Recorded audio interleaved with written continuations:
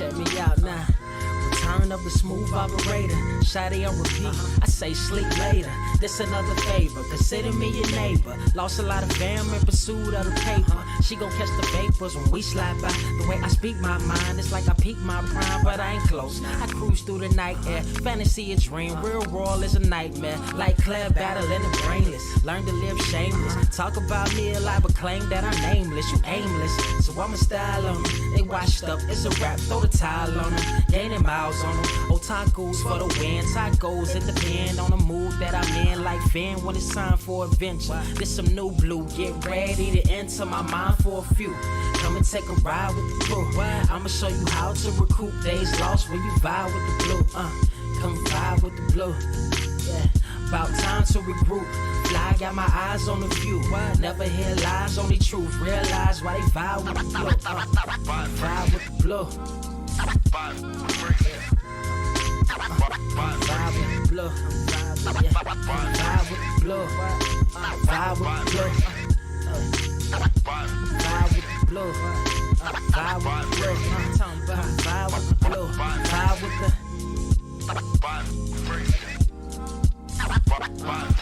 vibe with the sky. Wait, you know the rest. I'm blessed. I see you frontin' like you ain't impressed, but I still get requests. I'm playing Zelda on the GameCube. I quit spamming my music. Don't ever try forcing the links. That's a high rule. The wind waker, Mother Nature on my side too, controlling the elements. Go and check my avatar. I'm arrows ahead. Get the point. Moving forward, the battle scars accumulated over time are reminders of what I went through as a minor, but made me a grinder. The trees broke down for this loose leaf. If life's a game of death, I'm Bruce Lee. Ooh wee. Lose sleep on the regular, trying to get this word out. Then I crash nebula. Wish I had a very odd parent, maybe two, but it's cool. Everybody pays dues. Now it's time to make moves. Granny didn't raise me to lose. I think I'm in the mood for a cruise. Wanna ride? Come and vibe with the blue. Come vibe with the blue. Come vibe with the blue. Come vibe with the blue. Come vibe with the. Check this out, y'all. I'm back spazzing like the elderly worth of my cousin Beverly. Never swear away from the truth. Just ask Heather, be weather, be tripping, starting to control like our destiny. Always give you the best of me until the death of me. My weaponry is a paintbrush. Hush, don't tell my secret. They get a hold of it. If you leak it, get it. It's cool. Got you covered though, look. But let me get back to that cool-ish, loose-ish. Why they still lying? They don't do this. Bad at board games, whole world clueless. Selling their soul for Roof Chris. Who's this honored fella? Need a sliced extra mozzarella. Crew fly, let God propellers. Humanity born like they don't trust fun. Why you dodge the teller? You don't know, but my odds are better. Life's a gamble, depending on who holding the cards. You can start living at large or it's bon voyage. Charge it to the game. Me and you ain't the same. I'm thinking bigger pictures. Why you still shrinking the frame? Ever blink in the rain? It helps when your eyes dry. Mob with the bright minds. Think you funny, wise guy? Midnight marauder with a new tribe. Tired of the fake. Come and vibe with the blue sky. Come vibe with the blue sky. Why do you try? We get them high. Take them high. What I do? Come vibe with the blue. Yeah. Come vibe with the blue. Pass what up? Vibe with the.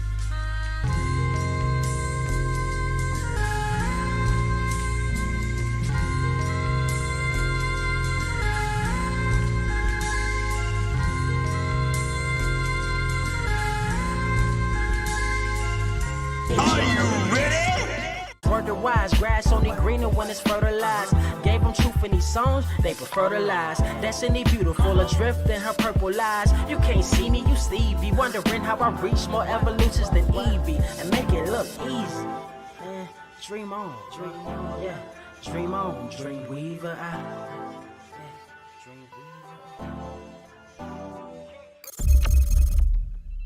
What is up, Earth's mightiest subscribers? It's your boy Ernie, Blerd Without Fear. Carter presents in the building. What's good, people? I feel like I'm gonna end up changing my name. Well, but why? Because I went into like 4 different Twitch streams yesterday and just interacting with people. Hey, Carter Presents, what's up, man? That's just like, just fuck. Yeah. This is why we can't have shit. It's getting on my nerves. Oh my god. This is why we can't have shit, though. This is the thing. This is why we can't have shit. Oh, what's up, Carter? How many presents do you have? And it's just like, it's at the point where it's like, I'm cussing people out, getting banned from their Twitch streams just because they don't know no better. I'm gonna have to change my name at some point. And since we are on the subject of Spider-Man characters, let me get this out of the way real quick, because I told you it was gonna be fast, and I didn't feel like getting the tracksuit jacket out, bro. I didn't feel like putting the tracksuit on, bro, because I really would have went in if I put the tracksuit on, bro. Well, so tell us. So real quick, let's tell. You already kind of alluded to me earlier before we went live what you were going to talk, what you were going to say. Go ahead, go off. Okay, King. let me go let off, me, King. Let me make sure this is the correct issue. Okay, cool. Amazing Spider-Man issue number 93 came out. The finale of Zeb Wells and Patrick Gleason's Beyond arc on Amazing Spider-Man, and I just want to issue an apology to people. I want to issue an apology just because I'm sorry. I'm sorry that you all are Spider-Man fans. I'm sorry that you all are Ben Reilly fans and getting treated the way you are getting treated. Now you see how some Superior Spider-Man fans feel. Now you see how Kane Parker Scarlet Spider-Man fans feel, or Scarlet Spider fans feel.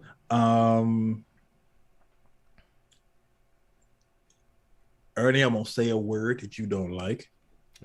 I'm gonna reference somebody you don't like because I felt it coming. That when I finished that issue, I felt that aggravation and rage just rising. And Lord. I said, you know what? I really just don't want them to do stories about anything like that anymore, because they just fuck it up. But I had a we had an ENJ moment. That's how we gonna shorten that. We had an ENJ moment, and you know, that on top of what the movie that we're going to be talking about just being not the best. This is just a bad week, in my opinion, to be a Spider-Man fan, because y'all just can't catch a break, man.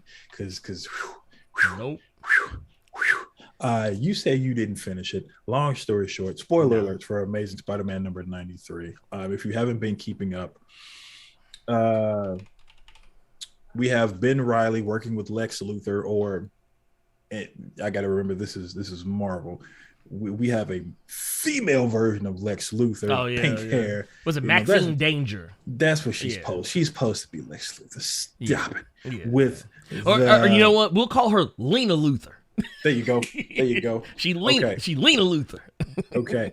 Long story short, a lot of people that I've seen talking about the Amazing Spider-Man since Ben Reilly has taken the moniker because Peter had gotten hurt, was that every issue it seemed like that Ben Reilly is in that Spider-Man role, getting that thwip on, always ends with him getting hands laid on him. There are several issues where Ben Reilly just got broke off, and yes, it got to a point where all the good-natured things that he had been taught were taken away and wiped from his memory because of Lena Luthor. And we gonna TLDR all that just by saying we got a new villain in our midst, excuse me, and his name is Ben Reilly, but he goes by Chasm. Wait, what? Chasm. Get the fuck out of here. Get the fuck out of here. He still has his Beyond suit, but it has this kind of goo on it that rearranges stuff. And in his face, when he looks in the mirror, he just sees a chasm and a hole, because those are the memories that he lost. And just I feel bad for you Spider-Man fans, man. Y'all just can't catch a break. Ben Reilly fans, like they just could have left him alone if they were gonna do y'all like that. And I know a lot of people's arguments are going to be what Donnie Cates has said several times. He has said it to me. He said it on here. He said it on his platform. He said it on Stegman's show. The stories that we do is not going to take away from the stories that you like of certain characters. And I know that's going to be the argument used, but oof. Man, y'all, you low. It don't make it easy to swallow though. Y'all can't, man. Because look, I would rather swallow some of this rubbing alcohol in my hand than have to read through that. So okay, so I've been kind of surreptitiously reading Amazing Spider-Man lately, just because the whole numbering system they've been using lately has been throwing me for. Like, cause it's like they'll come out with like Amazing Spider-Man number 83, this, and then they'll come out with 83 point Bay or Beyond, whatever, and I'm just like, But here's the thing. Here's the thing. If you sift through all that debris, you know what we got though? What you got? We got Peter. We got Mary Jane moving in together. Okay, all right. Well, but the thing is, I kind of feel like, I take that back. No. During the Knicks, all this shit that happened to Ben Reilly, all this subpar meh writing of him going through the ringer, him having his own love interest that's trying her best to find her man and get them back on the good foot. All the horrible portrayals we had with a female Lex Luthor and some fat overweight stool pigeon named Marcus. All of that. If you sift through all of that, Peter Parker and MJ moving in together.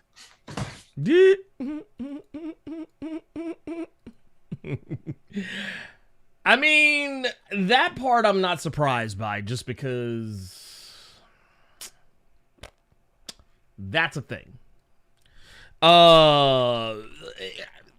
They've been kind of so we had what almost was it 8 or 9 years where Peter and MJ weren't together, and then finally when Dan Slott left Spider-Man, MJ, first thing that happened was MJ and Peter got back together when Nick Spencer took over, and then but they didn't move in together. They weren't living in the same place, because he was living with Boomerang, wasn't it? He was with Boomerang, living with a whole supervillain. Or ex-supervillain, or maybe, I guess, I don't know, he was less supervillainish than what he used to be. I don't know. So, yeah, honestly, so I'm going to tell you something. When you said they moved in together, I kind of forgot about that whole subplot, and I just assumed they were, I was like, aren't they already living together? But, yeah, it is, look. You know the best part about Nick Spencer's run that you just referenced? What was that? Boomerang, but it ain't for the reason you think. It was funny because Boomerang was so broke and so poor. He couldn't get a new Boomerang costume, so he was still wearing the Thunderbolts Boomerang costume back from goddamn Fear itself. Oh wow! I didn't even think about that. Wait, hold up, wait. Here, I want to see something. Because I don't remember the exact year. Yeah, Fear itself came out in 2011. That was 10 years ago. Over 10 years ago. Those were some of the first trades I got when I started back getting into comic stuff. So that's why I know. Because he still had the belt buckle that had the Thunderbolt symbol on it, and then I forgot what issue it was.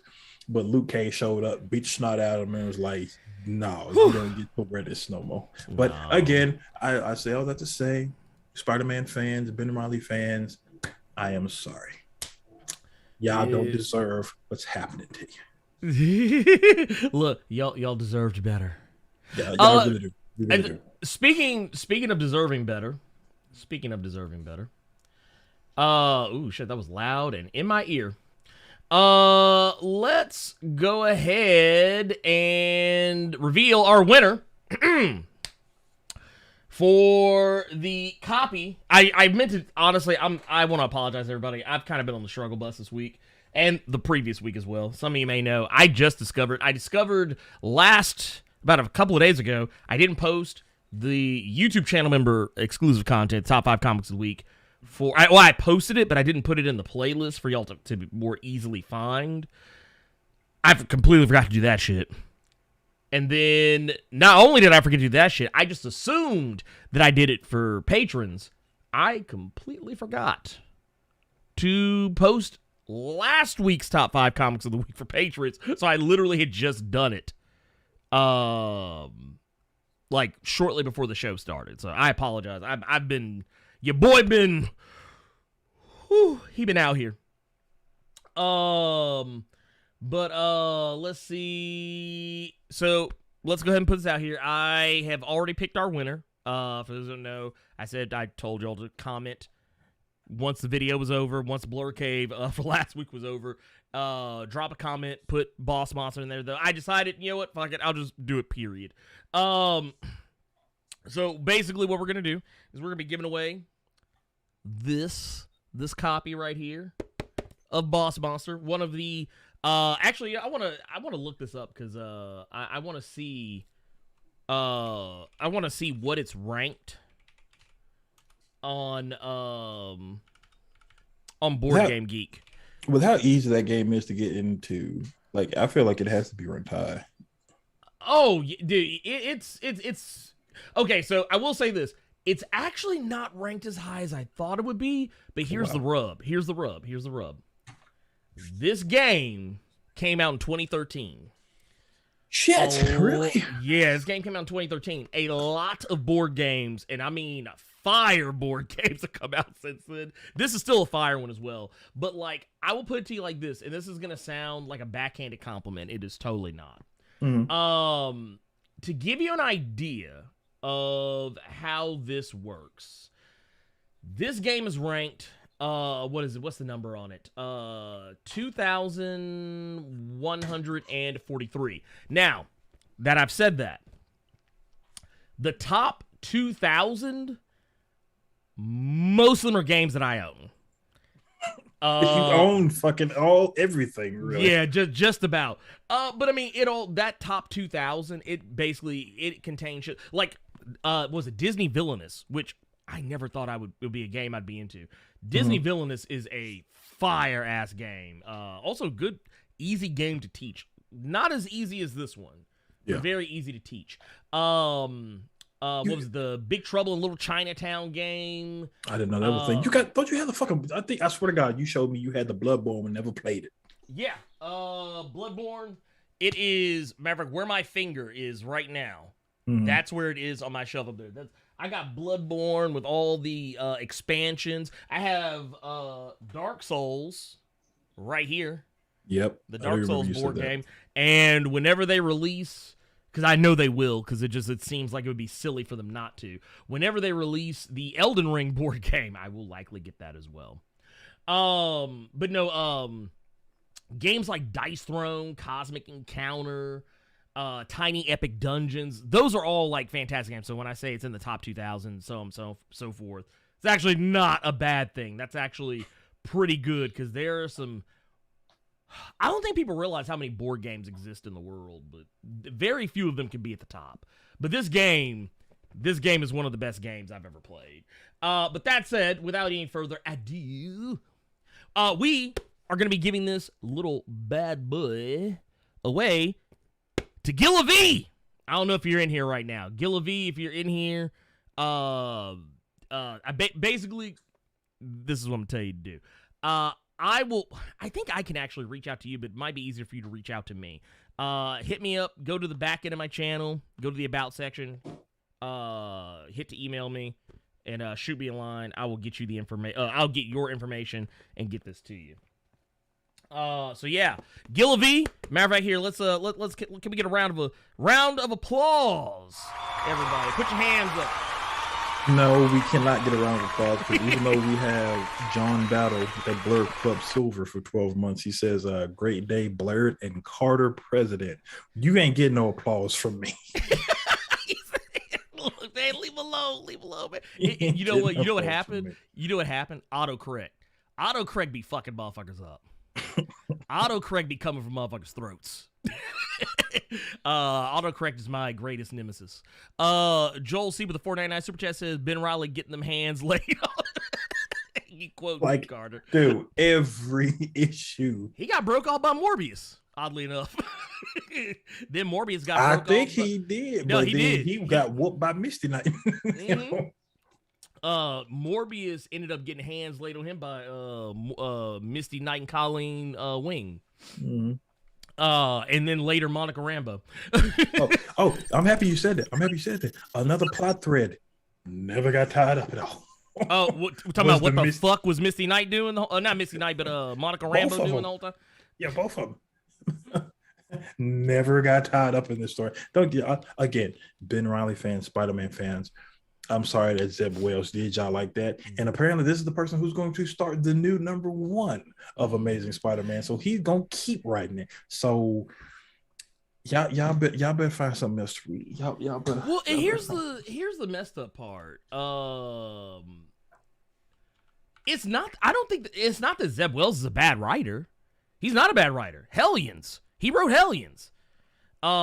He's written more than Hellions. He's written other stuff. He's a good writer. Mm-hmm. So I don't think it has. I'm not gonna be like, oh, he's. I'm gonna tell you what it is. Hellions is a Ford Taurus. Everybody know how to drive a fucking Ford Taurus. It's automatic. Spider-Man is stick shift. All this proves. Okay. This some bitch can't drive stick. This is all this proves. Zeb Wells can't drive stick. That's all this proved. Okay, I'll. You know what? Honestly, that's a good analogy. I may use that in the future. We also got another one. Go Khonshu, his baby's father with a $5 super chat says, y'all better hit that like button before Blerd slap the mess out y'all.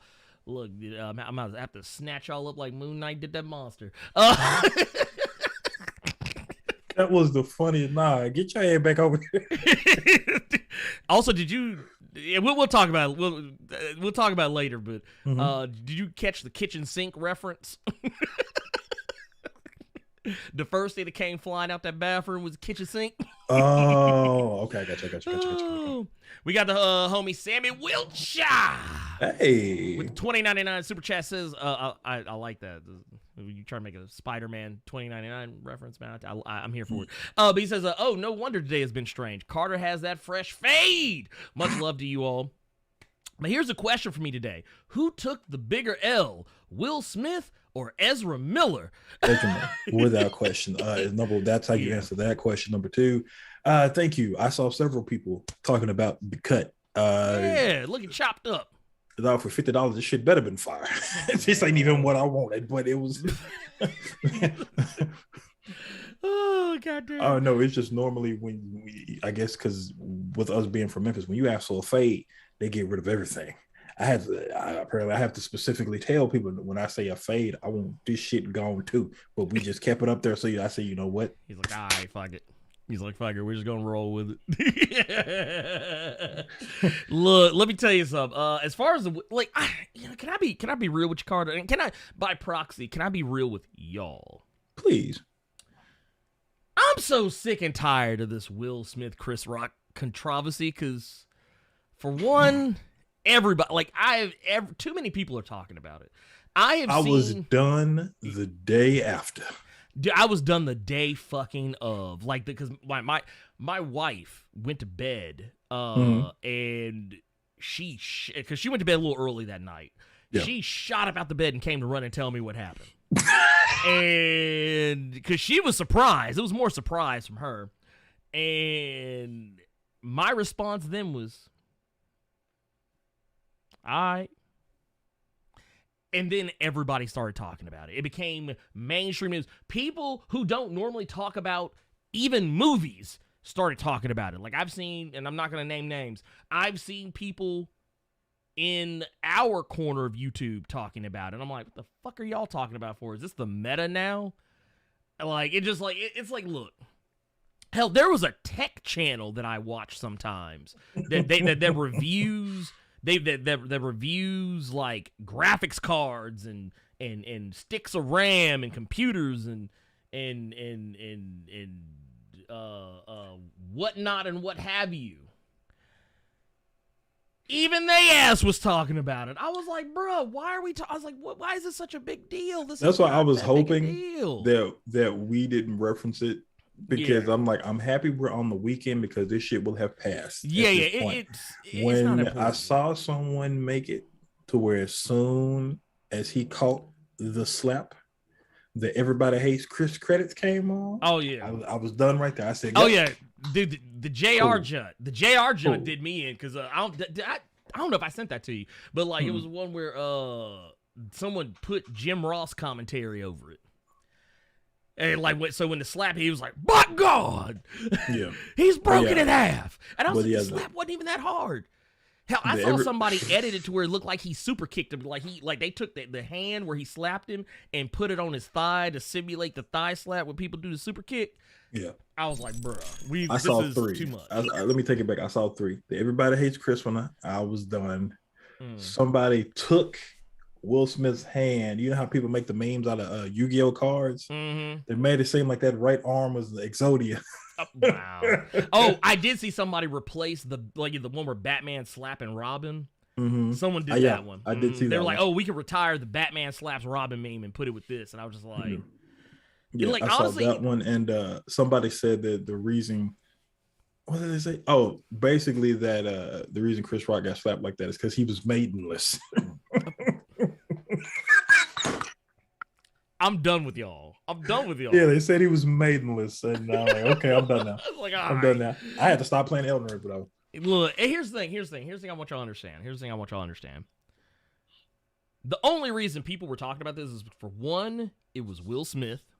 And people aren't accustomed to Will Smith acting that way. Which, honestly, I'm not surprised it happened, because this man has been turned into a meme for the last few years. Especially in the last 2 years, because of the entanglement stuff. And people have been making fun of him and basically like talking shit about him for all this time.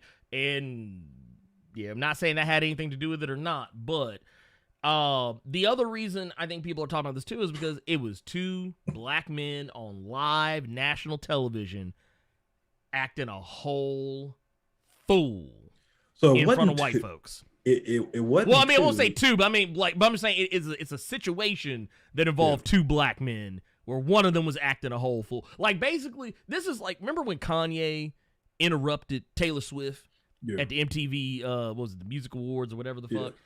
Like, it's that level of fuckery. And whenever, and honestly, I'm not exonerating Chris Rock of any wrongdoing. Not saying that he was wrong for what he said about Jada, but just wow. What? Well, I'm reading Mailman's comment. Mailman kind of hit the nail on the head. I'm actually really fascinated by how big it got, and I agree with you there. But he says, is the whole world this thirsty for a distraction? I'm all the way in Kenya, and I couldn't escape it. Mm-hmm. No, that's thank you. Exactly. Like, this is... Yeah, anyway. It just... I'm over it. I'm done with it. And this right here, talk about, this is the last we're going to talk about it.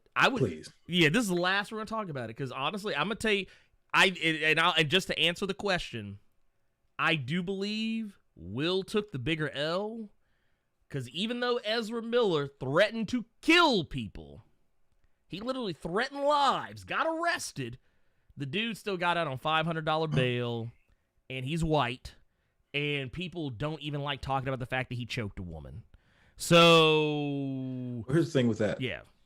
Number one, it's clear that he went to the Anthony Starr School of Alcoholism. Mm-hmm. So this is just a situation where this is somebody who can't hold their liquor. Right. And I mean, if you all don't know what we're talking about, basically it was just a situation where Uh, Barry Allen had way too much to drink. Tried to go Threatening back to people. the Speed Force and fucked Yeah, up. And like they, instead of stopping Reverse Flash from killing his mom, he accidentally threatened to burn 2 people alive. and yeah, this is just a situation where somebody can't hold their alcohol and they just saying they're puking out whatever is coming out of their mouth. I will say that even when drunk, Ezra Miller knows the right people to poke at, because you weren't going to do this in a legit nightclub, because those bouncers would have put him in the hurt lock and got his ass up out of here. Oh no, he would have been. He did this in a karaoke bar. Yes. Who threatened you? You're threatening people in a fucking karaoke bar. I do like the fact that all those people that came to bat for him when he threatened those Klans people are quiet as fuck right now. Oh yeah, because I mean, how do you clean up? I threatened to burn 2 people alive. How do you clean that up? I don't even just acknowledge that, just because it's clear he was just saying some shit, and he's already in. Well, I don't know the man, so I can't really say that, but it's obvious that this is just a case of you drank too much, you said some stupid shit. Whatever happens to you, it just needs to happen to you. Whatever the punishment is, you need to take that and hold that. Because if people actually believed what you said, this could have gone completely different. The fact that you got out on $500, was this in Cuba? What's that? No, Hawaii, I think. Hawaii. So you lucky Robo Train them didn't get a hand on him. I'm still tripping out the $500 bill though. Well, he's famous. That's true. He's famous, and he was drunk when he said all of this. He's famous and he was drunk. So I mean that's the answer to that question. Well, here's the thing. Apparently, the people who he went off on were people he was staying with or hanging out with. Because they said the thing at the bar isn't even why he even got the restraining order. It was what happened after the fucking bar. But yeah, I don't know. It's fucking ridiculous. And honestly, like I know some people are like, oh, well, it's a cry for help. Yeah, it's a cry for help. But here's the thing. It's not my responsibility to get him help. For one, it's his own responsibility and the responsibility of the people who are close to him. And if they can't get that shit together, it is not on me. The onus is not on me. He's a grown ass man. I didn't telepathically take control of this man's mind and make him choke some woman to the ground in the most brisk way humanly possible. And I didn't put my mind to task to take over his mind and make him wear that crazy getup he wore on DC Fandom. I didn't do that either. That man looked like an old white woman. He went from choking a woman on video to threatening the Klan, to threatening to burn up people, acting a fool in a karaoke bar. And as far as we know, and I'm pretty sure it's safe to say, he's still gonna have a job when all this is done. Oh yeah, most certainly. He might quote unquote check himself into rehab. Yeah, but damn man, this is shit we've seen that has multiple witnesses, and he's still gonna have his job. Yeah, Johnny Depp though, dude, his shit's shut down. Here's the thing, y'all gonna sit here and tell me this crazy looking motherfucker. Y'all think he okay? Y'all think this dude is in his right mind? All right, okay, cool. Anyway, you know, let's push it on. Let's push it on.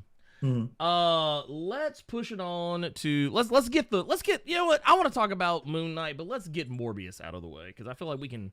Since I was the only one that saw Morbius, I feel like I can talk about it briskly. Get us in and out and move on to something else.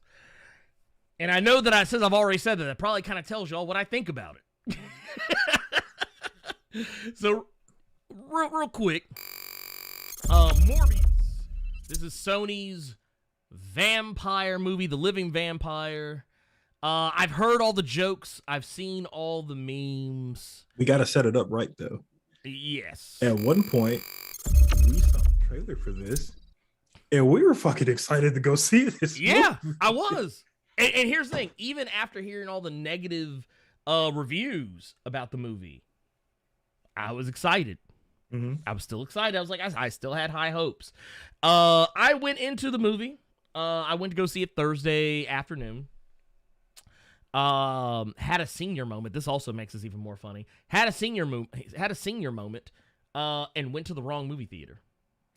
I had pre-ordered tickets to go see it at the Paradiso in IMAX. Okay. And was in such a rush to get out of the house. Went the complete opposite direction and went to go to the Stage Cinema in Bartlett.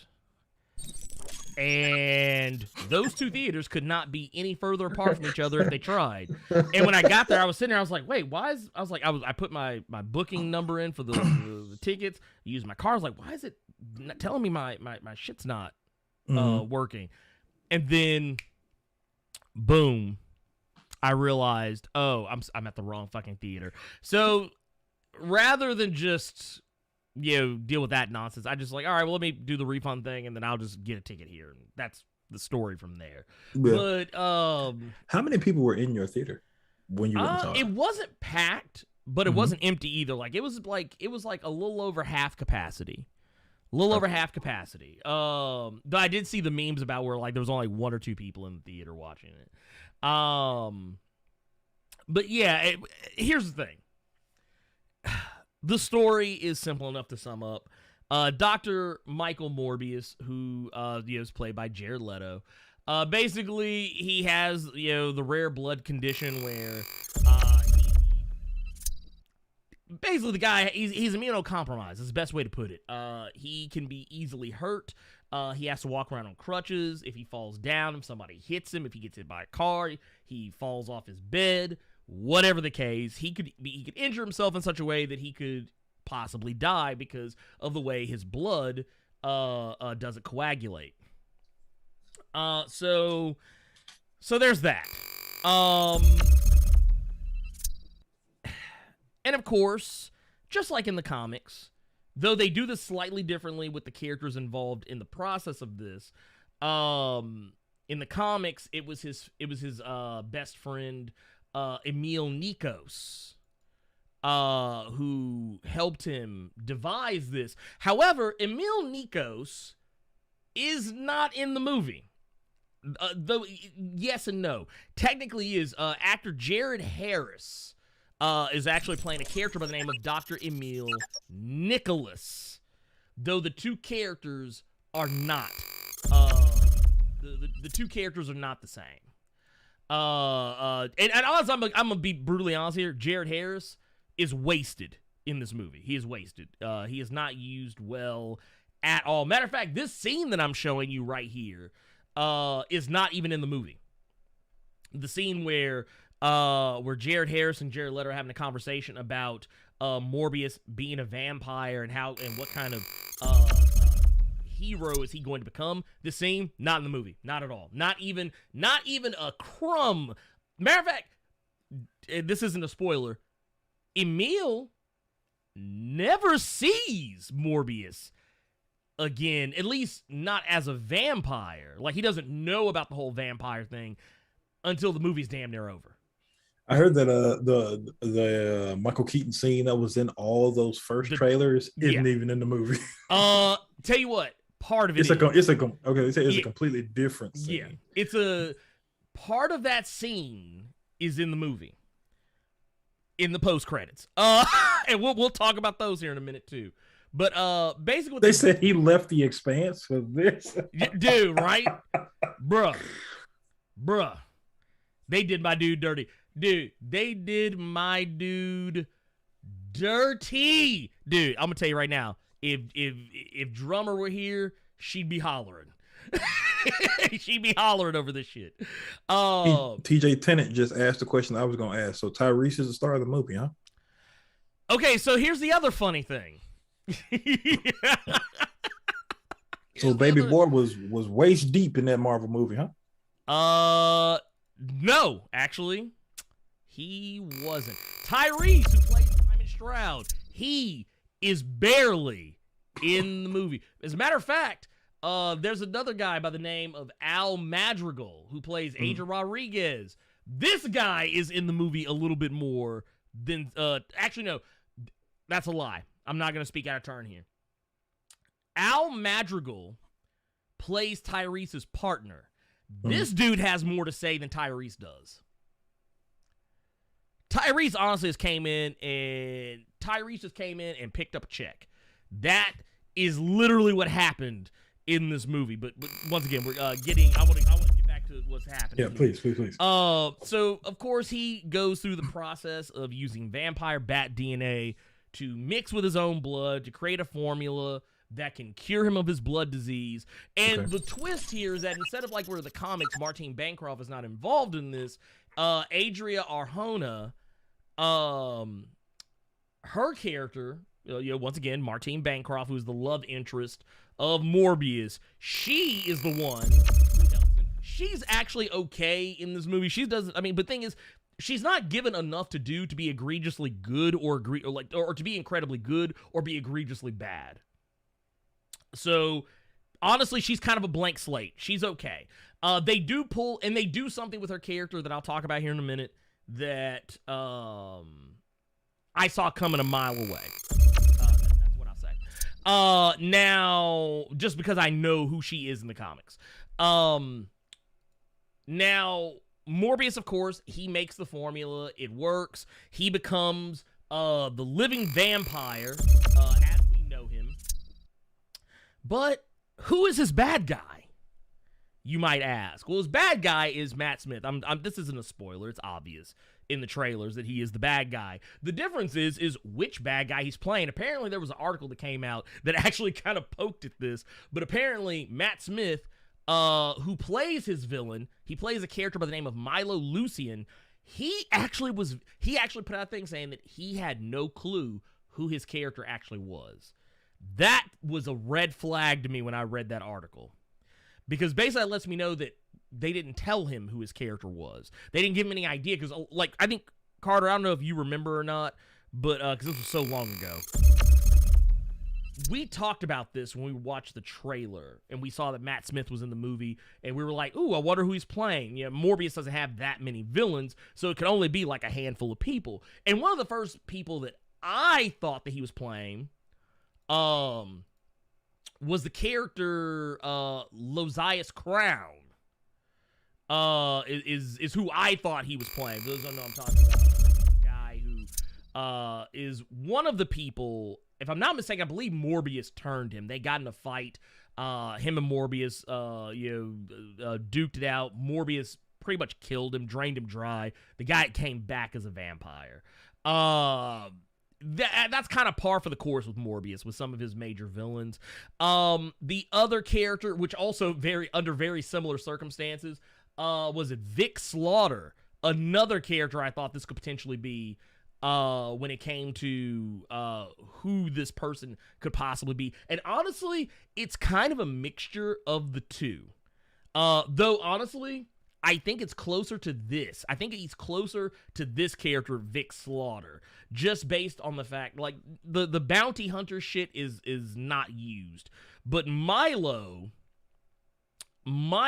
is revealed to be a guy who, like, we were introduced to him and Morbius both when they're children. But what ultimately ends up happening is we discover that they become fast friends. Morbius got sent away to America because they lived in Greece. So he got sent away to America so he could get his degree, and because Dr. Nicholas saw great potential in him. And Milo just kind of stayed behind, but they stayed friends. Whereas Morbius became a legitimate doctor, a legitimate professional. Milo apparently, which we never get any backstory on this, Milo basically became a thug. I won't say a thug, but basically he was a guy that got connected to underground shady individuals. And apparently he's rich. We don't get any character development to tell us one way or the other what is up with him. But basically, Matt Smith's character of Milo becomes jealous because Morbius has turned himself into an immortal vampire and has cured himself, but Milo, who I left out, Milo has the same disease that Morbius has, and he wants to be cured as well, but because Morbius is like, oh, dude, this is a curse, it was a mistake, I shouldn't have done this, I don't want you to become like what I am, this dude instead gets jealous and acts like a petulant child, and he sneaks and gets the formula anyway. So it basically sounds like the story goes exactly where you think it's going to go. Yeah, like, okay, this was a paint by numbers. I literally, every move that happened in this movie, I saw coming. Like this movie made me feel like I was too smart. like you know how like we always make jokes about Batman, how he's like, oh man, Batman, he's like 100 chess moves ahead of everybody else. That's how I felt with this movie. I was 100 chess moves ahead of this movie, and I wasn't even thinking that hard. And I'm not that smart. So I knew the movie had to be stupid. That said, the same problems that plagued the first Venom movie plague this one. Lack of though this one, like, I'm not gonna lie, I actually enjoyed the first. I don't think I've said this before. This is no secret. I enjoyed the first Venom movie. I didn't hate it. I thought it was entertaining. It didn't offend me. Was it the Venom from the comics? No, but I never expected that. And honestly, even if it was, I don't think it would have changed anything. The movie just was what it was. This is a movie that moves way too fast. It's only an hour and 45 minutes, I think. And it has a sloppy ass CGI fight at the end of it. Kind of like, remember how when people talk shit about Venom, how they couldn't tell who was who in the final fight scene between Riot and Venom, where they're like, it was like, oh, just a sloppy mess of CG. You can't tell who's hitting who. They do something very similar here with Morbius and Milo, where Morbius, remember, okay, so, and I think I showed this shot earlier. This shot is from the final fight, where all the bats are surrounding him. All these bats are surrounding them while they're fighting. For not the whole fight, but a nice chunk of it. Can't show blood and kind of deal. Well, it obscures everything. Also, they have the most, I will say this, you know what? All y'all folks that say y'all want a live action Dragon Ball Z movie, you got it in this. Because these motherfuckers. Who said that? After the last one. What sick pervert man is saying that? Know, people are always like, oh no, they could do it, they just didn't do it right. Here's the thing, they actually have a Dragon Ball Z fight scene in this, the final act, the first half of the fight between Milo and Morbius is basically a Dragon Ball Z fight scene. The motherfuckers are punching each other, sending somebody flying away, and then damn near teleport, instant transmission to where the motherfucker at, and then hit him again. Like, they do that shit actually happens in the movie. Also, they do the whole, like, Carter, you and I are both Buffy and Angel fans. Okay. So, for the most part, Jared Leto and Matt Smith are normal face. But whenever their vampire pops up, they do the whole. Remember how the joke was, oh, you went bumpy face. You went bumpy face, like the vampires do there. They do the same thing here, where Jared Leto is like the scenes where I'm showing you where Jared Leto is got the Morbius face. These scenes aren't that often. Now, granted, the CGI not that great, but to do the type of faces that Morbius makes, you kind of have to do CG because no human face could look exactly the way Morbius does. So I totally get it. I'm not going to fault the CG. I just think it could have been better. It actually looks worse on Matt Smith because, like, his face changes almost too much compared, like, because Jared Leto, you see that, you're like, oh, that still kind of looks like Jared Leto. Matt Smith's face almost looks like, oh, man. You remember, all roads lead back to Will Smith, apparently. I Am Legend. Remember the vampires from I Am Legend? Yeah. That's what it reminded me of. The bad that CG, weren't really vampires. That weren't really the not vampires. Which in the books they were they're doing a sequel. Vampires. Yeah, in the book they were vampires. Yeah, I heard. Yeah, Pablo Creed's son will be in the movie and everything. Like, I don't understand how Will Smith is still in a sense. He got blown up at the end of the first one. Well, we're gonna find out he's a vampire now. Well, unless they going off the alternate ending, because the alternate ending he survived. But here's the thing. Yeah. Morbius. It probably sounds like I hate this movie. I don't hate it. I don't think the movie is as bad as a lot of people are making it out to be. They're like kind of like how we talked about how it's the meta right now. It sounds like you're basically just saying, "Let me tell you why it wasn't good." Yeah, but it's not like you said the movie is bad. Just let me tell you why it wasn't the bee's knees. Let me tell you why it was decent. Yeah, it was. I won't even say. You know what it was? You know what it was? It was a movie that I wasn't offended that I saw. And when I walked out of it at the end, I was like, okay, that's cool. I'm not in any rush to see it again. Like, it's not like Spider-Man No Way Home where when I came out the theater, I was like, man, honestly, y'all could run that back.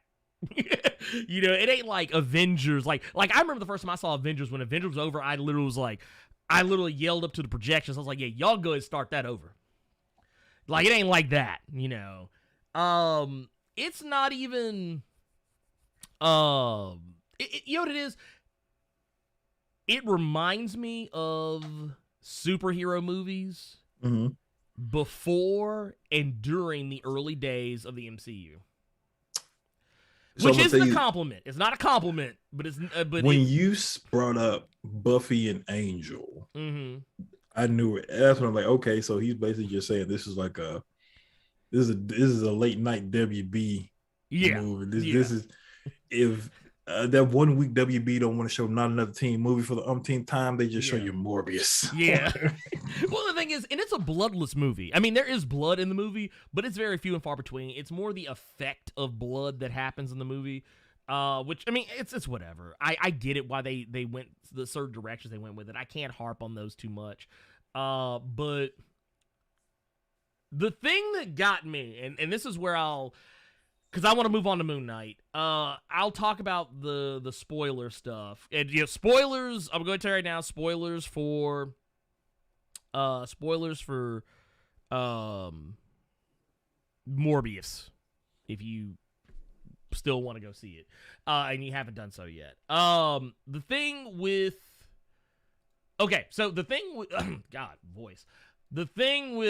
Michael Keaton. Here's what's up with Michael Keaton.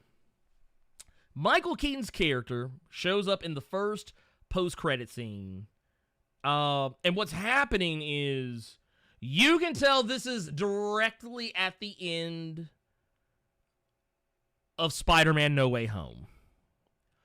So people kept asking which Spider-Man is in the Venomverse. That was the thing that the director even brought up. He was like, oh, you'll get that answer in this movie, I believe. That's what he said. Daniel Espinosa, I believe. And you do get the answer. It's just not a good answer. So the scene where we saw him in the jumpsuit, he was in prison. What happened is, and I presume this is from the end of Spider-Man No Way Home just because of the timing of it. Basically, when Doctor Strange did the spell the second time that sent all the people back, apparently, he sent Vulture somewhere else too. Apparently, the spell got messed up. The only other thing I can imagine is that it either takes place there or when he originally did the spell. So, real quick, because this is the one thing that I had a hard time understanding until I started reading people's stuff and then what the director actually said in the movie. Venom and Spider-Man take place in two different universes. Yes. Tom Hardy's Venom comes from a different universe. So from what I was able to understand and decipher, Michael Keaton, Vulture got taken out of Tom Holland's universe. Tom Holland and got Marvel put universe. in Venom's universe. Yes. Okay. And because he just because he was in a prison cell. He was a prison cell on he was in jail after movie. Homecoming. So he ended up in the prison cell in the same place in the other universe. In the Venom universe. In the Venom universe. But because he had committed no crimes and there was no Adrian Toomes in that universe, he was set free. So here's the thing. Now this part I was like, okay, whatever. This is the part that I actually didn't like. There's a second post-credit scene, which honestly they could have just put these two together. It wouldn't have made any more sense, but it would have been less annoying. Morbius, we see him driving out into the desert. In the middle of the night, mind you. And he's looking at his phone, apparently, or not his phone or his watch, whatever. And apparently he's there to meet somebody. And it's Michael Keaton in the Vulture costume, albeit it's a slightly different looking one. They don't tell you how he got it. There's no explanation as to... I mean, I get why it looks different, but Michael Keaton wasn't the tech guy who made all that shit work. I was going to say, so that means his daughter's gone, and would his daughter be gone in this universe? His daughter probably wife? doesn't exist in that universe. So he doesn't have anything. He's lost his family. So I get why Vulture has changed his opinion about Spider-Man, but he draws a major assumption that it has to do with Spider-Man, but probably because there was crazy shit going with Spider-Man before the ending of No Way Home anyway, so maybe that's why he just assumed, I don't know. But he approaches Morbius in Vulture costume, albeit a slightly different looking one, because once again, not the same suit. And he says, hey, basically, not exactly word for word, but he basically just says, I'm putting a crew together. And he mentions Spider-Man by name and says, yeah, this guy's very likely the reason why all this crazy shit's happening. And Morbius just kind of looks at him and goes, like, he basically does, like, you see, like, the memes of Rick and Morty, where it's like Morty, he's like, son of a bitch, I'm in. That's basically what he does. He doesn't say it exactly, but, like, he's just like, I'm in. So basically, this is how they're setting Morbius up to become a part of whatever Sinister Six shenanigans they're trying to put together. So basically, the next time Sinister Six is going to be going against. So what Spider-Man are they going against then? I don't know, because they're not in the same fucking universe anymore. That's why I'm just kind of like, bruh, what the fuck are y'all doing? Here's the other thing, and I'll spoil this too. The thing I said that I saw something coming a mile away with Adria Arjona's character, Dr. Martine Bancroft. I'll tell you what it was. So, as I mentioned a minute ago, Adrian Arjona, she's playing Martine Bancroft. There's a part where Milo kills her, or he mortally wounds her, and he makes her scream because he knows Morbius will hear it because he's got super hearing, so he's basically at his bat radar. He gonna hear everything. Yeah. Oh, they actually addressed that line in the movie. Apparently, Sony put that line in the trailers because they just assumed echolocation would be too fancy for people. Stupid. That's why they did it. In the movie, the way the line actually reads is like he says, I have some form of echolocation for the uninitiated, I guess, bat radar. So basically, they did that in Venom. Remember those early Venom trailers when it was symbiote? Yeah, symbiote. And after that, it was symbiote. Oh my god.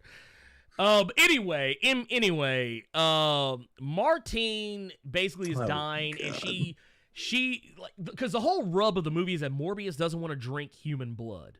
He's been drinking synthetic blood that he helped create before he became a living vampire. I left that part out earlier. But the thing is, the synthetic blood, he can't be as strong as Milo because Milo has just been drinking motherfuckers left and right. He's been drinking human blood. So basically, she sacrificed herself and tells him. That's where the scene that y'all see in all of the scene that you see in all the trailers where he's got the big, wide open mouth of teeth full of fangs and shit. This is actually from that scene where he's getting ready to bite into Martine's neck. And he does, and he drains her, and he basically kills her so that he can have the power to fight Milo. Can we pause right there real quick? Yeah. So Michael Morbius had to kill his lady to get that extra strength buff. But Blade had just enough to get that at least from level 22 to level 24 and that sister still survived the end credits. Exactly. There are so many like honestly, I'm glad you brought Blade, because that would have been a much better ad for the post. Like, it would have made more sense for Blade to get displaced and then run into Morbius and then go from there. But that did not occur. But the reason why they did it is because what they are setting up is Martine actually becomes another character in the comics. In the comics, if I'm not mistaken, Martine, she ends up, this is like way back. Like, this is something that happens like a long time ago in the comics. But for lack of a better way to put it, she ends up getting turned, and she becomes a villain for Morbius, which is her right here. Like, So there you go. Matter of fact, I think it was in one of the recommendeds I put up for the Morbius video that I did earlier this week or last week. I can't remember. Time is kind of getting away from me. But yeah, so it's that's the thing. Basically, they don't do this in the post credit. They actually do it right before the movie goes to credits. They show Adria Arjona's character like laying there dead, lifeless, and all of a sudden her eyes shoot open, and her eyes are just like Morbius's. So basically, they're setting her up for if this movie gets a sequel. I don't know if it will. But yeah, this is the weird thing. Venom got about roughly the same reaction. The first Venom movie got about roughly the same reaction this movie's getting, and it got a sequel. So who knows? But also, Morbius didn't get pushed back 2 years, or a year and a half to 2 years in release date. So who knows? I don't know. Once again, it sounds like I hate this movie. I don't. And I don't like how people are like using this as the meta to shitting on this movie as the new meta, because the movie is not that bad. A lot of the people who are shitting on it are being hyperbolic as fuck. The worst thing I can say about this movie is that it just abruptly ends. Like, well, right before we went live, I was telling Carter, the point where we see that Martine is turned and she's still alive. I guess technically she is alive because Morbius is not dead either. Yeah, technically she's I guess you could say she's a living vampire. Yeah, she's a living. Yeah, because Morbius can't create undead vampires. Anyone he turns is just gonna be just like him. So yeah, she's not dead. But the thing is, they show this dude flying off into the moonlight. Yeah, instead of riding off in the sunset, he's flying off into the moonlight. I'm sorry, TJ Tennant said it's only using these moves to clean money. Honestly, that's kind of what I feel like is happening. But yeah, like I said, I'm not going to tell people to rush out and go see this. I'm not even saying you should go see this. I'm just saying I saw it and I thought it was just okay. I thought it was literally, if I could give it, if I could just call it what it is, I would say this movie is just okay. If I had a star rating system, it'd have 2.5 stars. There you go. I love the fact that it's middle of the road. Vulture, of course, if you're taking No Way Home into the equation, he got his memory wiped that Peter Parker was Spider-Man, and still got yeeted to another universe where he don't know who this Spider-Man is. Bruh. Oh man, I hate. I don't know, man. I don't know. I'm just. Yeah, there you go. Oh my God. You know what? Here we got what, man? We got. Thank you, Blerd Club Silver out here. Poe Archery Media. That's my homie Antoine Ghost Mitchell. What's going on? Dude, 20 months, man. Thank you for that, man. He said, just sending love to Blerd Co. I appreciate you. We got Joel C with the $4.99 super chat. Says Blerd here sounding like Tariq Nasheed. Lord, what did I say? What did I say? I don't even know what it was a reference to. What did I say? In your opinion, is this movie more entertaining than Thor: The Dark World, starring Kat Dennings? Yes.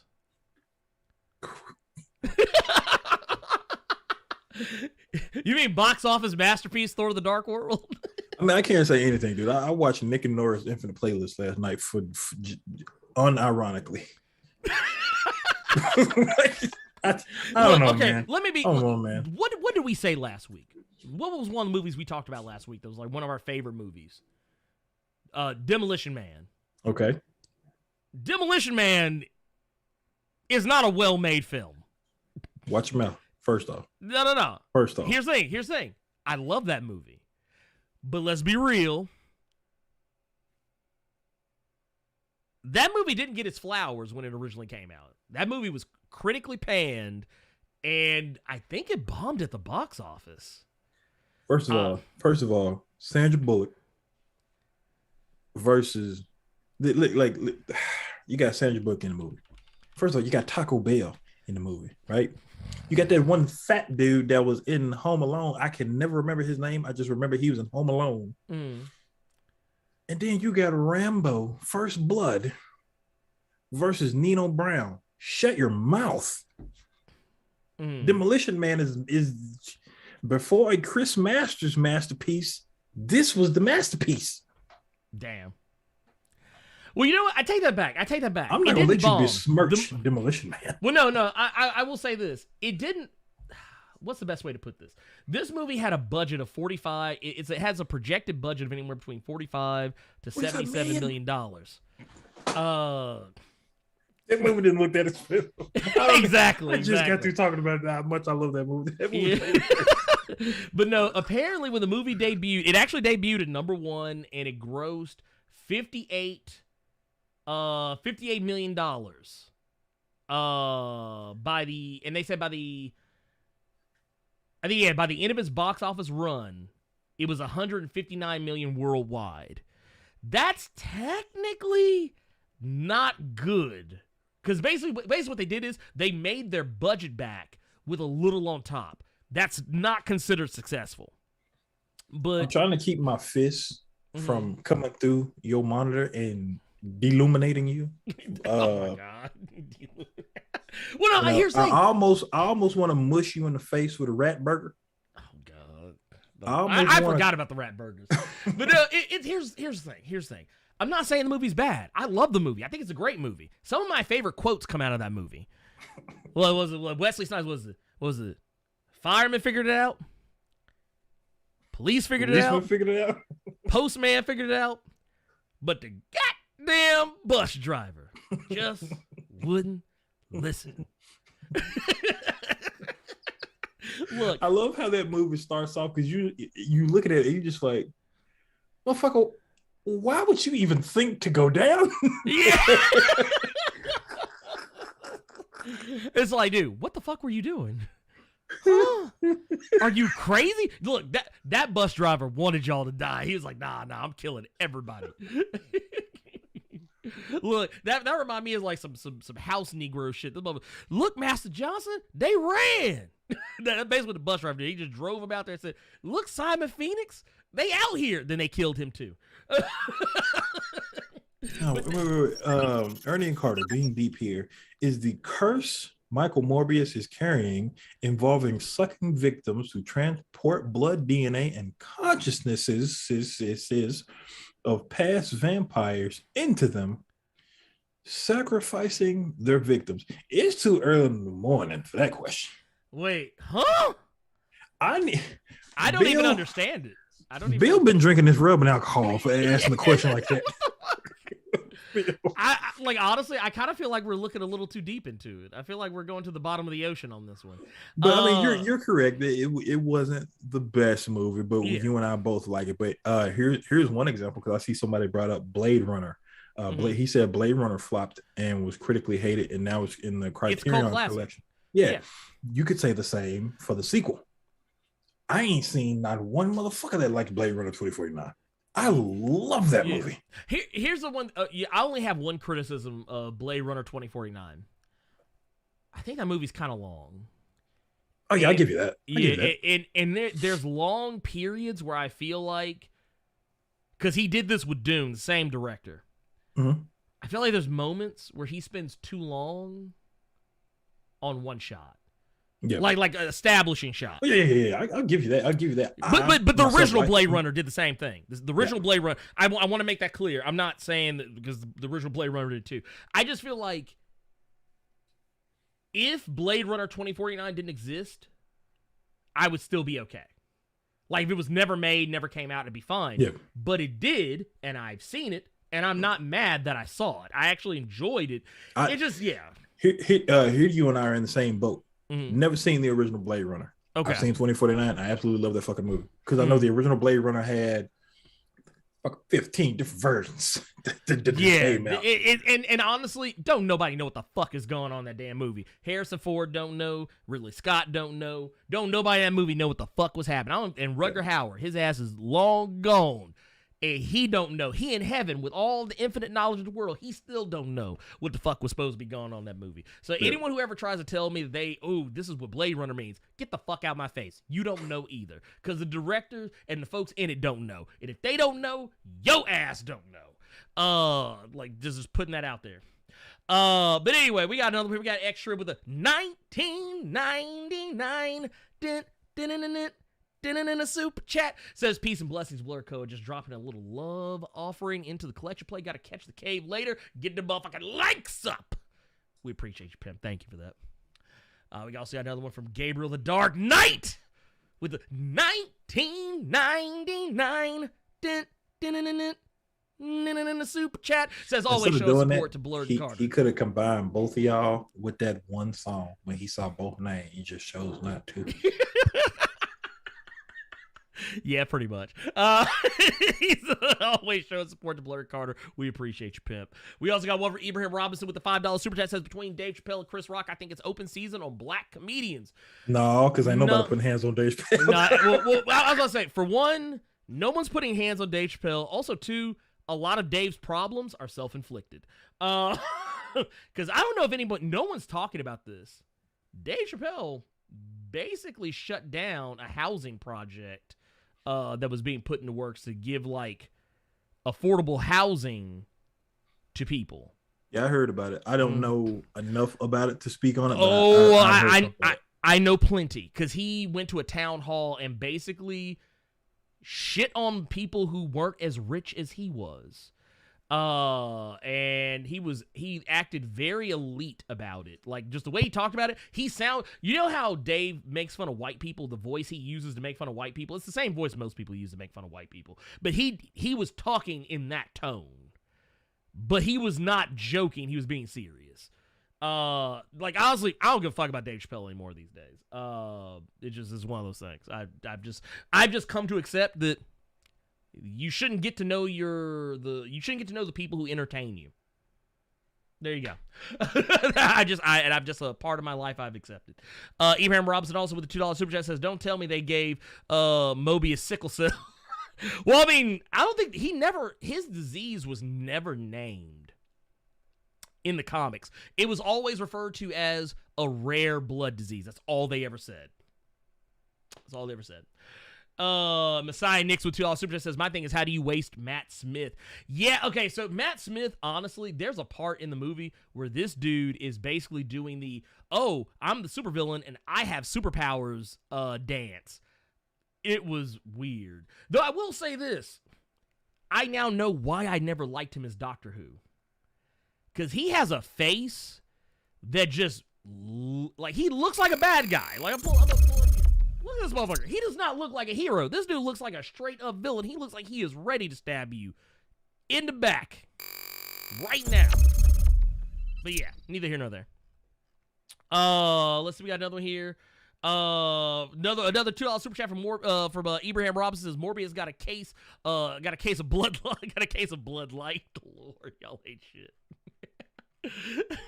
That's basically what it was, though. He was drinking Blood Light. No, he wasn't drinking Blood Light. I'm not even gonna give him that much credit. He was drinking that Natty Light, but it was the blood edition. Then we got Timothy McCall with the $5 super chat says, "Still trying to figure out the three seashells." Dude, honestly, I don't think we'll ever figure it out. I don't think we'll ever learn how the shit works, ever, in life, ever. I'm also going back to because I want to make sure I don't miss anything. I'm going back now, doing some double checking. But Carter, that said, let's see here. Oh, I did miss one. Here.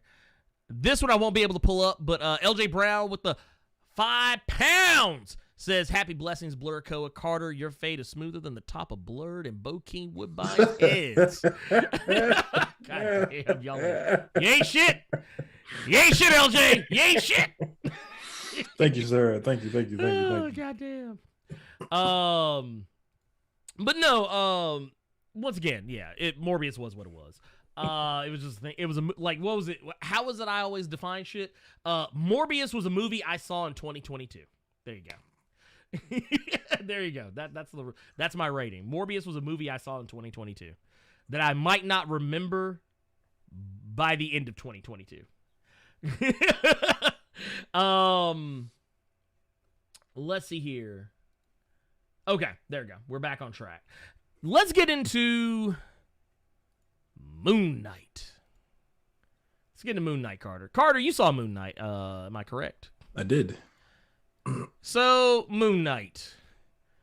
Very interesting release.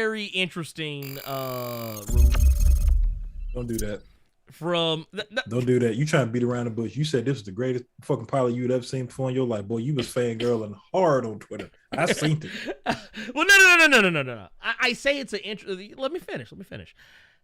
I say it's an interesting release because this is nothing like what I expected it to ultimately wind up being. Like, I didn't, I knew it was going to be good. I had confidence and faith it was going to be good.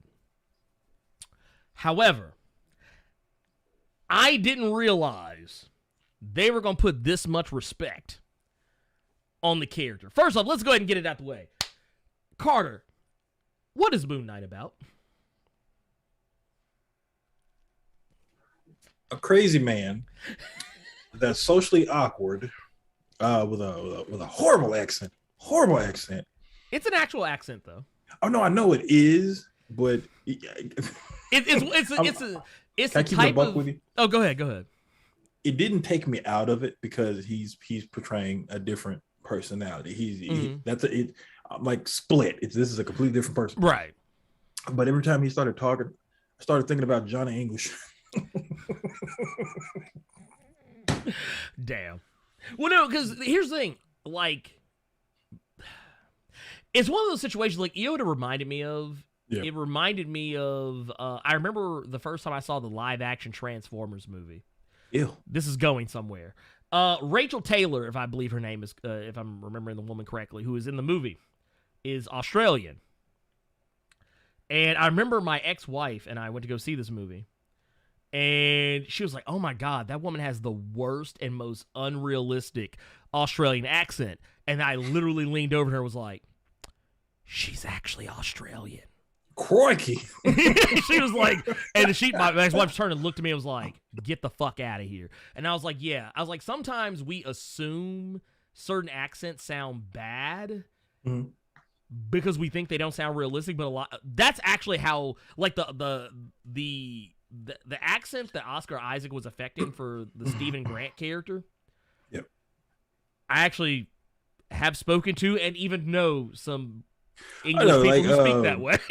TV show I'll recommend for everybody if you all want a new recommendation from me. Top Boy, UK crime show. It's on Netflix. They sound like that. So yeah.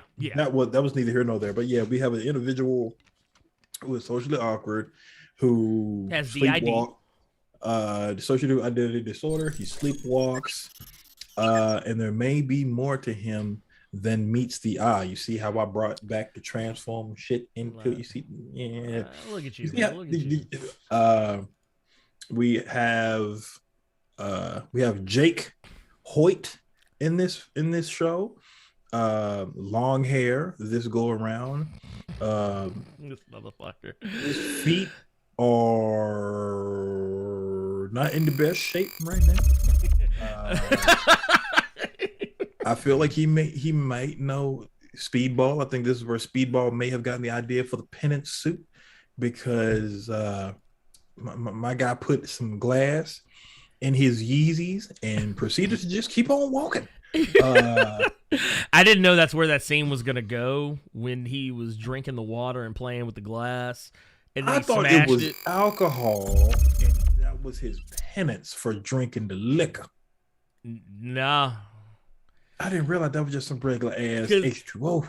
Oh, and apparently this was Ethan Hawke's idea. Like, this wasn't something that came from the director. Like, I was reading a thing where they said that it was Ethan Hawke's idea to do that scene, to add that to the character. Which, by the way, he's playing the character Arthur Harrow, a dude who literally only showed up once in a Marvel comic back in the 80s, I think. That's actually a really good thing then, because then people really can't complain just because he was a throwaway character.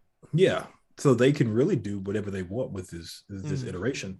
So, and now if we see subsequent comics with this character come out, we'll know, okay, they got the idea from this. So that's cool. Yeah, but back to Carter's point. Where this show basically kind of hinges is on the idea of Oscar Isaac as Stephen Grant, who, by the way, is like a lovable struggle muffin. Like, he is just a lovable struggle muffin. The guy literally is, in the comics, Stephen Grant is the rich billionaire playboy socialite personality of Mark Spector. In this, if Can't Catch a Break was a person. Right, yeah, no, dude. Like, literally, if you wanted to see the struggle bus personified, it's this dude. This dude can't catch a break for shit. Every time he looks up, this dude is getting shit on. It's honestly the whole time. Like, okay, Carter, have you ever seen somebody do something so stupid? Or just something so bad happens to them that you're embarrassed for them? Like the embarrassment that they likely feel, you feel it too? Yeah, when you said the people that don't like Captain Marvel just don't like the fact they can't jack off to her. I mean, I stand by what I said. I stand by what I said, because you know what? It was the same thing with She-Hulk too. But anyway, that said, especially for the folks that are still mad that they can't jack off to Captain Marvel or She-Hulk. But actually, you can to She-Hulk now. I thought you were going somewhere else with that. No, since you brought it up, I was going to stick with it. No. There was a comment from LJ Brown. He was talking about somebody getting blew off. And then you started talking about jacking off. And I'm like, what are you two freaky motherfuckers talking about? Oh, no. Oh, no, I was playing on what you said. No, okay. But getting back to it, though, because I still stand by what I said, once again, Oscar Isaac is playing the Stephen Grant version. This is the character we're getting introduced to. This is the character we're following the entire time. And even though I was hesitant to go along with it at first, it actually really works. Like the whole Stephen Grant persona. It's cool because Stephen has no clue what's going on around him. Yeah. He has no clue of what's going on around him. He's getting sucked into this conflict. All the while, his other personality of Mark Spector is the one that's doing stuff when he's not awake. Like, there's at the beginning, and we've seen this in the trailers, where Mark, like, he wakes up, he's having trouble sleeping, so like he has himself chained to his bed. Does it make you almost want to watch Split again? No, because I don't like that movie. Really? I don't. That movie is wild disrespectful. That movie just assumes I'm stupid. No, I don't like that movie. Not even a little bit. I don't like it. No. Well, the only reason I even bring it up is just because there's a part in Split where they're talking about fighting for the light, and it's each personality fighting for dominance over the main person's body. And there was one scene in particular where Mark shows up, and he's like, you can't fight me this time. Right. And it doesn't even seem like Steven would be fighting anything. So and because the one thing I was going to ask you when I finished the episode was I couldn't remember for sure, but I think it was 3. But how many personalities did he have? Okay, so here's the thing. So the personalities of Mark Spector. Mark Spector is the primary personality in the comics. Yep. There's Stephen Grant, who we already mentioned. There's Jake Lockley, who is the cab driver. He's the cab driver. He's also, remember Matches Malone from Batman? Yes.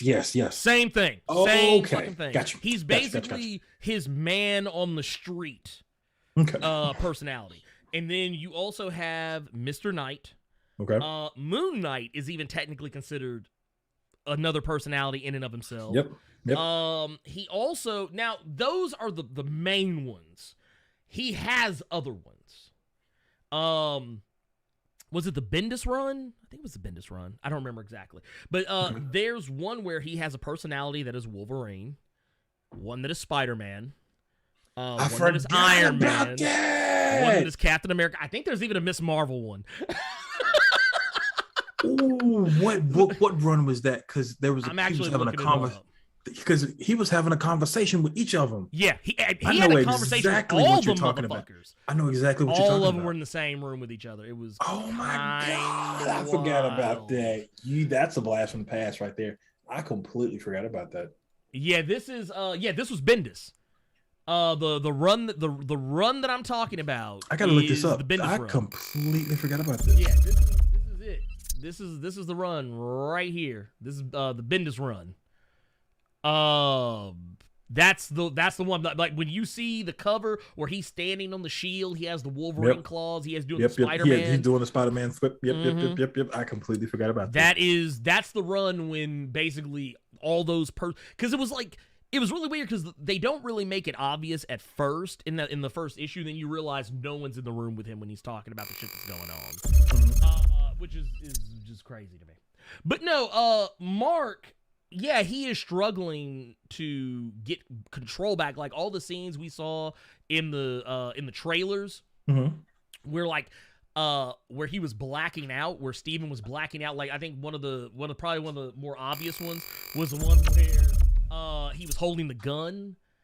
That scene is crazy. That whole action sequence is crazy because I like how quick they are. Yeah, it's fast. And the thing is, I love about it, and I know some people will probably bemoan this and say, oh, why couldn't we see what Mark was doing?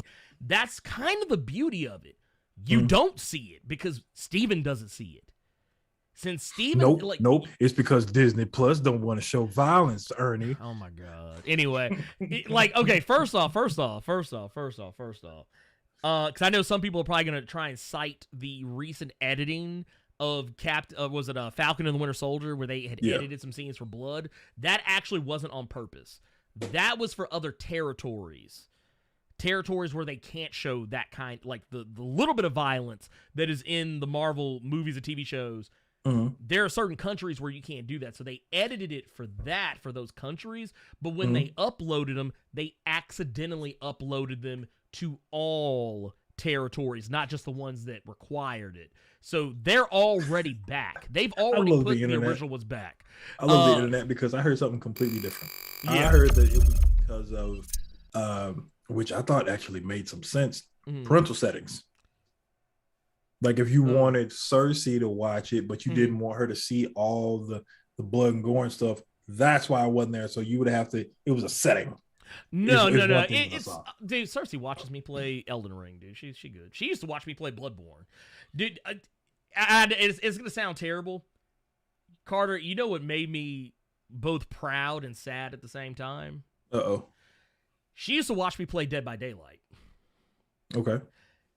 One day she came up to me and she says, "I know how to clean a knife." And what she did, because she loves the Huntress. She loves the Huntress. So, like, she took, like, her little play sword and did this with it. And I was like... That's adorable. Lock your door when you go sleep. Exactly. But, that is the cutest way to tell your parent, I'm gonna become the alpha, and I'm gonna get you. Yeah, you gonna catch it. But your daughter basically just told you I'm gonna be top dog, and I know how to get you. So if you hear some humming late at night when you wake up to do that 3 a.m. pee real quick, bro, you better lock the bathroom door. And dude, she gonna be a stealth killer because she is quiet. She cleaned.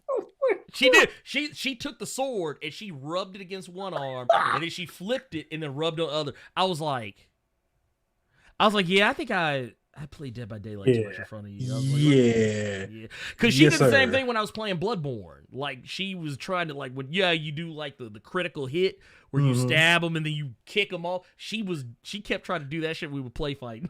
Please don't tell me she saw you do it to the pig. No, she didn't see that. Okay. No, but anyway, we're getting off base here. But no, it's smart. It is smart to do it this way because if Stephen Grant is the avatar for the audience, okay, if he doesn't know what's going on, why should we? Well, you should know what's going on. Yeah, right. Like, I think that's really what pissed people. I think that's why a lot of people are shitting on this episode because you saw it but didn't see it, and a lot of people. I don't know why you expected this, but a lot of people assume because it was Moon Knight, they wanted to see the final scene for the entire episode. Here's the thing, y'all. We got now 5 more episodes to do that with. Right. We can spend an episode. We can spend at least the first fucking episode putting the pieces on the board. Well, here's the sad part, though. I think they came to expect this because they got spoiled by all the previous shows because all the previous shows were based on characters you already were familiar with. This is, I think, the first one where, it's a new character that we haven't seen in the MCU before. So, of course, we got to set him up. You can't just throw him out there like that. Yeah. You saw Wanda and Vision, and technically, you didn't even really see them doing shit that you're used to seeing them do until, the damn near the end of the episode and then into the second episode. And those episodes were way shorter. But, you don't... I'm sorry. People are too bloodthirsty.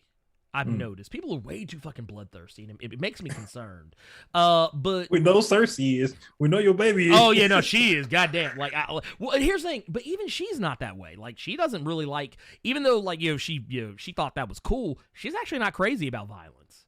She's not really, she does some weird shit when she plays Minecraft, but, that's Minecraft. She gets kind of, she has made me concerned when I watch her play Minecraft. I watched her blow up a whole village one night, and I was just she was just setting everything on fire, and she was acting like it was perfectly fine and normal. But to in other settings, not so much. But anyway, the thing is, Oscar Isaac as Stephen Grant, he does a fantastic job. He's charming, he's lovable, he's easy to empathize with. Yeah. Ethan Hawke does a fantastic job of not necessarily being menacing, but I can tell he's an effective villain already. Just because he's not a mustache twirling, cackling villain. He is not. He just seems like a caring individual. Let me see what these scales talking about. Sorry you got to catch it. I wish you didn't have to catch it. Just like the hips, these scales don't lie.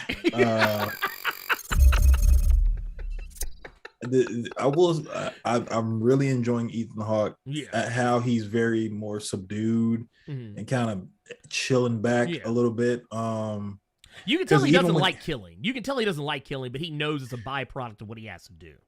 Any other TV show, if the villain shows up at your job, you can expect fireworks. This was just this was a conversation. Yeah. Also, even how deep he goes. Yeah, because both of them learned about each other. Yeah, and that especially just you thinking you can you in the you have a safe space with your job. Everybody at your job, and then you go to the one person in your safe space you think could help you. Nope, he working with them too. Yeah. Oh no, he saw the dude on the bus. Yeah. But this dude has a and we talked about this when we saw the original trailer. We said, oh, they're treating this guy like he's some kind of a cult leader, and that's basically what he is. Was it Amenet is the Egyptian god who he reveres, as opposed to Khonshu, and they kind of imply, because he says that the other gods basically betrayed her. They kind of imply that Khonshu might have been the one that did it. Yeah, but. Which is going to put them in direct opposition, because it seems like Arthur Harrow is going to be the avatar for Amenet. And, of course, Steven and Mark are going to be the avatar for Khonshu, as it is in the comics. But yeah, when Steven ran up to old boy and was like, oh, can he help me? Please, this guy's bothering me. And then the dude walked up and he pulled that sleeve up. And then he tried to run the other way, and the girl who was just sitting there taking pictures, like minding her own business, she turned around and went, and showed the sleeve. I was like, bruh. And he had, and that shouldn't even have been surprising, because he had the whole town under his control, the town that Steven woke up in.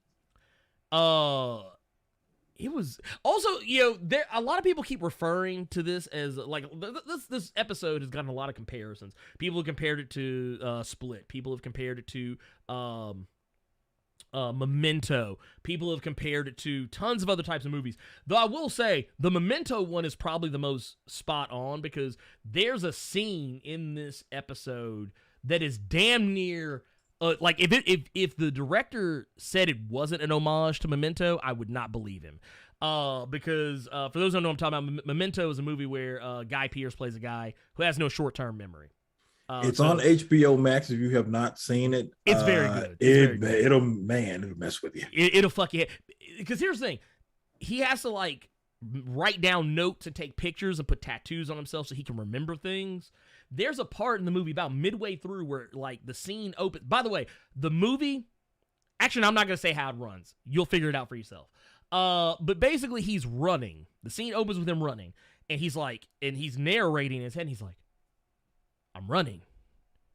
And he looks to his left, he sees another dude running. He's like, am I chasing him? And then the guy pulls out a gun and aims at him. He's like, oh no, he's chasing me. And the funny thing about it is that throughout the course of the movie, the whole movie hinges on like the times where it's like, oh my God, is his memory gonna lapse? When is his memory gonna lapse? And then when it does, you're like, fuck, is he gonna remember any of this? There's a scene like that happens in this first episode where when Steven wakes up in that town that Arthur Harrow has under his control, that dude looks up as a dude looking at, like, he's laying on the ground, jaw broke up, dislocated or whatever. That was messed up, dude. That was fucked up. And the dude looks up, and he sees a dude looking out the window, just kind of like, hi. And he's like, hi back. Yeah, that's how you get your ass whooped there, bro. Well, and the dude in the window just like, he just looks confused. And you're like, oh, shit. And then another dude shows up with a gun and is like, dude, what the fuck are you doing? They start shooting at him. That scene reminded me directly of Memento. But I like it a lot. I love what they did here. And yeah, of course, when they finally unleash one of the enemies that Arthur Harrow has under his control, one of these like Anubis like monsters, that I think is honestly where the scene we talked about earlier. I don't have a picture of it, but I found an image from a Moon Knight comic that basically reminded me of it. Mm-hmm. But yeah, this shit right here, the dude, like where he just like with the motherfucker was like, this dude literally went from getting chased to being chased. But yeah, no. There's a part where Arthur Harrow sends a monster after Moon Knight. We've seen this in the trailers too, but this is kind of the moment that Carter alluded to earlier, where we finally get to see actual Moon Knight. And it's awesome. I thought it was awesome. I thought they did a fantastic job. Honestly, I'm gonna tell you what it is. I'm ready to see everything else. Yeah. I'm ready to see everything else. I'm ready to see Mr. Knight. I'm ready to see. The one thing we didn't bring up, and that's the one thing I wanted to ask you, was how did you feel about Khonshu's portrayal in this? Because this was different. Oh, this was different. I tell you what, okay, so Khonshu comes up a couple of times. I liked it because it was not how I imagined Khonshu sounding. Mm-hmm. And for those who don't know, it's F. Murray Abraham. Okay. F. Murray Abraham, who is portraying Khonshu in this. He's just the voice of him. The actual physical manifestation, I don't have a direct image of it, but like basically you kind of see it like right here. You kind of see him from the back. But like he's got the big bird skull head like we've seen in the comics. And it's pretty cool. It's actually pretty cool. But yeah, the way he's portrayed, it's very it's interesting because he is very dismissive of Steven. Like, he keeps referring to him as the idiot. That's a nice way to say it. Yeah, he is very, like, he's just like, dude, I was like, man, this is a toxic-ass relationship. This is basically like, he's like, oh, great, the idiot is back. Which is completely different from the comics, because the comics is more so he is more manipulative. Yes. Way more manipulative. Which, to be fair, that actually might be what's going on here. We just don't know it yet. Yeah. I feel like it is just because of how Mark is so, it seems like Mark is kind of trusting of Khonshu. Yeah. Yeah. So you might be right. Yeah, I think before this is all over, we'll probably learn that Khonshu isn't on the up and up either. But basically, yeah, Mark is not in control. We don't see Mark until like the end of the episode because he's like, hey, give control to me. I'll take care of the problem. And it seems like Mark is the only one who's able to summon the because here's where things are a lot different. In the comics, and it's changed, it all depends on who's writing at the time, honestly. Typically, the suit that Moon Knight wears is just a suit.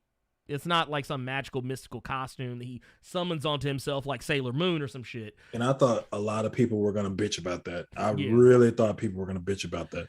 They did it first. There were people who did. I did see people complain about it at first, but honestly, I think with the passage of time, I think people kind of softened on it. They're like, oh, okay, yeah, it just is what it is. Because I think when you see it actually, because okay, there's a difference between seeing a still image of something and then seeing it in motion and then seeing it in motion in the context of what's happening. And I think as each of those stages occurred, I think more people were kind of like, okay, I get it. But one of the things I do find very incredibly odd, but awesome about this is there's a point where the scene we showed earlier where he's holding the gun and there's a point where he throws the gun at the car. That shit had me hollering. Because Khonshu was the audience. He's like, he threw the gun. I was like, bruh. But no, Khonshu is awesome. Honestly, Khonshu kind of turns this into a horror movie in a couple of spots. Parts where like he sees him out of nowhere, or like the elevator scene we've seen. But I like Khonshu. I like Khonshu. Did you catch the Easter eggs in this one, Carter? I did not. I'm probably gonna have to go back and rewatch them though, because the one that people talked to me about was the QR code. I thought was kind of crazy. Oh yeah, it's the QR code for Werewolf by Night number 32. That one was actually pretty cool, and the code actually works. The whole issue? It's the whole issue. Oh wow, the whole issue, which oddly enough is nothing like what you see in that show, because the first appearance of Moon Knight, Moon Knight is not the Moon Knight we know him as today. He's just a dude in a suit. There's no split personalities. He's just a dude in a suit who got hired to take down Jack Russell. That's it. Now that we know that Werewolf by Night, which is like just a short that they're doing for Disney Plus, that just started filming. Part of me wonders if Oscar Isaac is going to show up in that, or if there'll be any reference or whatever. But there's two that I'm gonna bring up here. One of them is the cell phone. There's a part where he finds the cell phone and he scrolls through numbers. There's just a bunch of missed calls from Layla. Who Layla, to my understanding, is a new character. She's because the love interest, I believe her name was Marlene. And though I'm sure this character is kind of like a stand-in for that character. But there's a name that pops up in the missed calls, Duchamp. For those who don't know, that's Frenchie. Okay. That's his buddy. That's his buddy from the comics, Frenchie. the pilot. Yep. I do remember him. And the other one, the gold guy he was talking to? The gold guy is Crawley from the comics. That was actually confirmed by the credits and the director. But some don't remember Crawley. Crawley was a homeless guy who was kind of like the Jake Lockley personality's connection to like information on the street. And they even they picked a dude that, I mean, once again, he's covered in a bunch of gold shit, but they picked a guy that don't look that far off from Crawley. But like in the actual comics, but it was, like I said, there's other stuff out there too, and I'm sure, I don't know if we'll see Frenchie in the show. I don't know if we'll see more of Crawley in the show. I would hope so, because those are important characters to Moon Knight. These are characters that they have deep connections to Moon Knight. I would say Frenchie more so than Crawley, but I figure if they're gonna put Crawley in here, Frenchie's not that far off. What was the other thing I was going to say, too? Okay, so, Carter, how'd you feel about the release of the show? Like, and what by release, I mean, they did this one differently. Whereas, we kind of started getting used to the whole, y'all are going to drop the first episode or two, like what they did with Hawkeye. They didn't do that with this one. Well, with this one, with it only being 6 episodes and this being a new character, I don't think they wanted to, because then I think the ride would have been over too quick. Yeah. I think this is something to where, even though just the fact that we only get 1 episode a week, like actual TV on a fucking streaming service, annoys me to no ends. But I think with this show, I don't really have that much of a problem with it, because I think I'm gonna say this, but I don't mean it the way some people might take it. This show isn't for me, and what I mean by that is just because I know who Moon Knight is.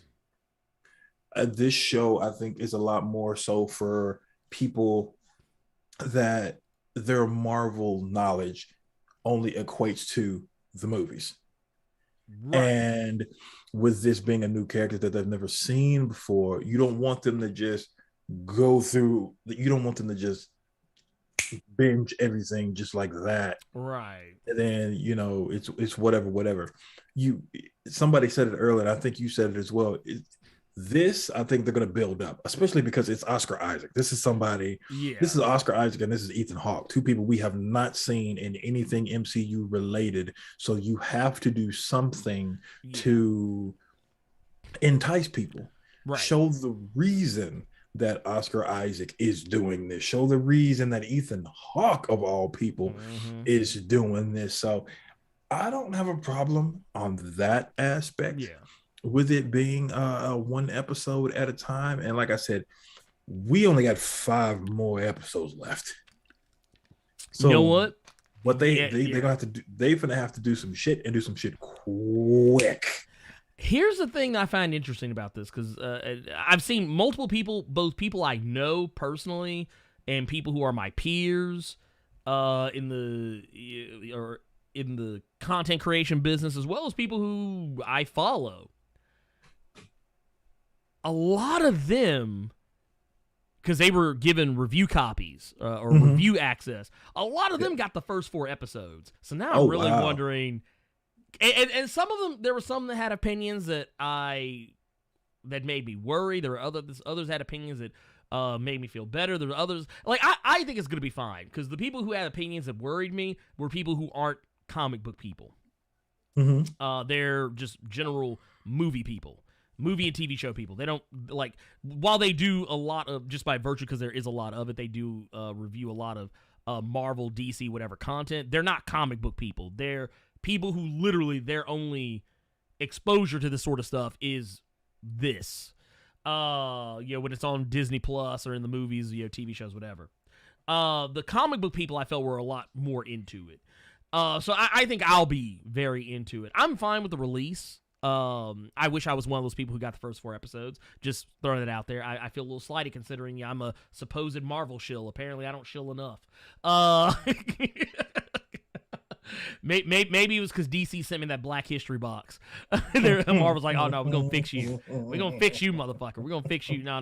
Go ahead. Yeah. No. Don't give him shit.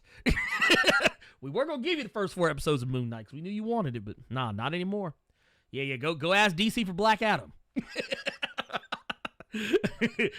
Y'all better go ask DC for some of them Stargirl episodes. Oh man. By the way, did you know Young Justice just came back?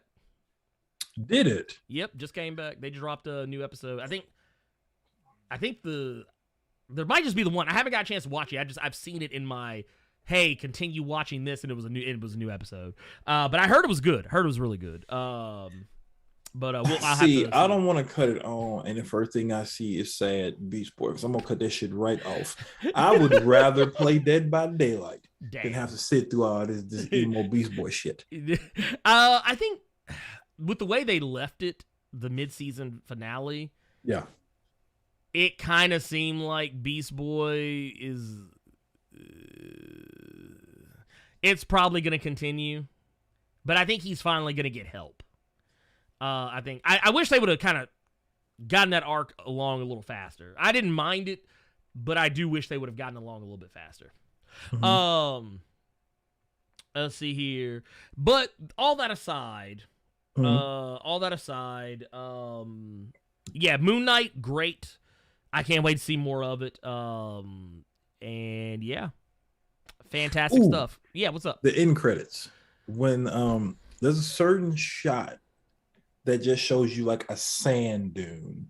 Mm-hmm. Did you notice that was Khonshu's face? I didn't at first. Okay. I didn't at first. I didn't notice any fucking Easter egg, but I noticed that when I watched the credits. That was the only fucking thing I noticed. I feel so terrible. Well, I mean, and they are, and we know they're going to be going to Egypt. We know they're going to be heading there. We know we're going to end up seeing, we'll see Layla, not just hear her voice. We know we'll see more Moon Knight. And I think we're going to end up seeing, is it Ulil Gaspard, the gentleman who tragically died about a couple of months ago. We'll finally see his character. I think he's playing Nightman. I think we'll see him eventually as well. Yeah, dude, it's Moon Knight's off to a great start in my opinion. As an avid Moon Knight fan, I'm into it. I'm ready. You know what I really want though? I really want to see. Yeah, Mr. Knight is what I'm the most excited for to see because. It's not going to be the Midnight Mission. It's not going to be the Midnight Mission or whatever. But I kind of hope that that's where it ends, is with him like going like. You know what's crazy? I saw people complaining about Mr. Knight's suit because it wasn't just a white suit because it had all the different. It was clearly tailored a certain way. Yeah. And you saw kind of like different symbols and stuff like that. Like people complain about the weirdest shit. Okay, this is why I tell y'all, I'm not a comic book fan. I'm a fan of good stories. Well, I mean, here's the thing. I'm gonna show you what he's talking about here. This is from the Empire deal. I literally saw people saying, "Wow, it couldn't have just been a white suit." It's like, you can't just wear a plain white suit. I'm sorry, there is no pleasing people, man. Well, you can't be happy we even got Moon Knight. Period. Well, I mean, and here's the thing. It is a white suit. But, I mean, it's not just plain. Dude, people, honestly, these some ungrateful motherfuckers. Y'all, these some ungrateful motherfuckers. Like, you know what it is? You know what it reminds me of? Somebody offered to take you out to eat. Like, hey, man, we're going so-and-so. You want to come with us? And like, nah, man, I'm broke. No, we'll pay for you. Okay. But then you complain about where you going. It's like, motherfucker, you broke. Be happy somebody feeding your ass. You little ugly ass. God damn. But no, it is what it is. But I'm into it. I'm excited for it. I can't wait. I can't wait to see more of it. So yeah, it's all around a good time for me.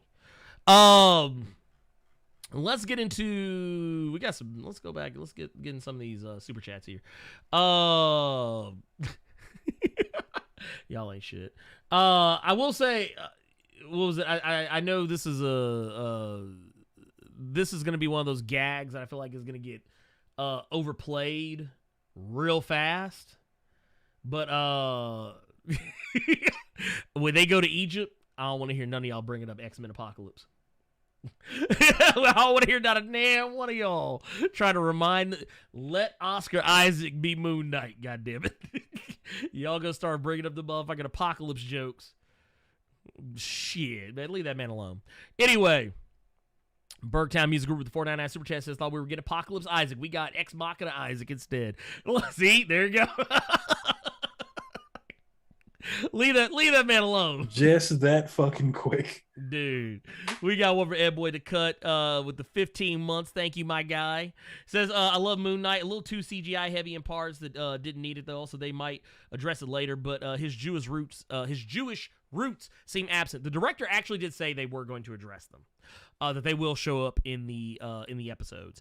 The CGI didn't bother me because you can't make the thing that was chasing him, I don't think would have looked good in practical effects. Something that skinny. If you're talking about the jaw scene, I don't really think there's a way to do it without doing it the way they did it. To make it look the way it did. That part I was fine with. I don't think there was really that much CG in it. I didn't notice it, but yeah, maybe that's just me. Yeah. Yeah. Other than that, yeah. Heck, I don't even think, and of course, yeah, the suit appearing on him. That was another thing. But once again, do that practically and see how that works out. Let's see. We got another one here. Jamal Simmons with the 28 months. My God. Says, Blerd, are you guys planning to see Sonic 2 movie? I am. My daughter really wants to go see it, and I really want to go see it as well. So, yeah. I'm looking forward to it. It's not like the thing that, like, I'm like, oh my God, I gotta go see it. No, it's just like, no, I was like, oh, that's cool. I'll go check it out when it comes out. Right now, the only thing my daughter cares about is Kirby. That's all she cares about right now. That's all she cares about. She got Kirby the other day because she got a good report card, and that's all she been on. Maverick, I woke up this morning, came in the living room, and saw her sitting there, and I said, hey, baby girl. I was like, you have a good night? You sleep good? What you up to? First thing out of her mouth, I was playing Kirby earlier. Okay, all right. And she just went on a tirade about Kirby. I was like, Lord. We also got one from Kim at Media with the 499 Super Chat. Says, Blerd Cave has the best commentary on YouTube covering Moon Knight and Atlanta Season 3 on my channel, and any love appreciated. Hey, we appreciate you. Thank you. I like how you gave props but then shield for your own stuff in the same breath. I'm like, whatever, I don't care. I mean, hey, it was smooth because I didn't even read. It just went right into. I was like, because I didn't even read it that way at first. As I was reading, I was like, I'm not talking about Atlanta Season 3. I read it while you were talking. I'm like, really? All right, then. I mean, it's all good. It's whatever, but I don't care. They supported the channel. Hey, I appreciate it. So yeah, go show them some love, y'all. Go show them some love. Kim, honestly, they've been a supporter of the channel for a long time, so I don't even mind it. We also got the Ninja Genko with the $20. Good God. And re-upping on the Blerd Club goal. We appreciate you, pimp. And let's see, we also got Chi-Town Dan with the $2 Super Chat. Says, Boss won the Sib rivalry. Khonshu is big bad. Dude, actually, that's what I want to see. Now that we've seen the because this is the first time I think we've actually seen we've seen the Asgardians, but the Asgardians aren't necessarily treated so much as gods as they are just people who come from another part of the universe. But Khonshu, I think, is the first legit god that we've actually seen on camera. We haven't seen Boss. We've seen statues. We've seen iconography, but we haven't really just seen Bost because Bost, we see Bost in the comics, and they've even given Bost an actual legit avatar recently in the Ta-Nehisi Coates run. So yeah, I'm curious to see if maybe in Wakanda Forever will we Bost get a little love. Yeah, who knows? But yeah, it's gonna be interesting. It's gonna be interesting.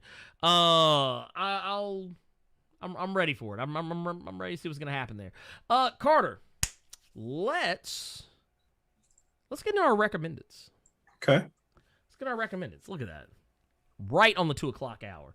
Yes. Let's see. I guess Carter, do you want to go first? Or you want me to go first? Sure, real quick, real fast. Ghost Rider #2 came out this week. Yes, it did. I don't really want to get into details about it. It's just it's if you're a fan of Wolverine, if you're a fan of X-Force, it's Benjamin Percy writing Ghost Rider. It's just it's nasty, it's gross, and he does the Black Mama. Oh yeah, dude. Like any black child growing up knew when your mom did that. Oh, it was over. That was your ass. He actually, this is the only thing I'm going to spoil about the issue, but he does this to somebody in the book and says penance behind it. So apparently he didn't got a buff. Oh yeah, no, because he made Elden Ring talisman. All right, so where he ain't even got to do the penance stare anymore, he can do the penance point, and the penance point made this dude snap his own fucking neck. Oh no, here I'm gonna show it. I'm actually gonna show it. Bam. Correct. That's it right there. That man said penance, and dude just went click.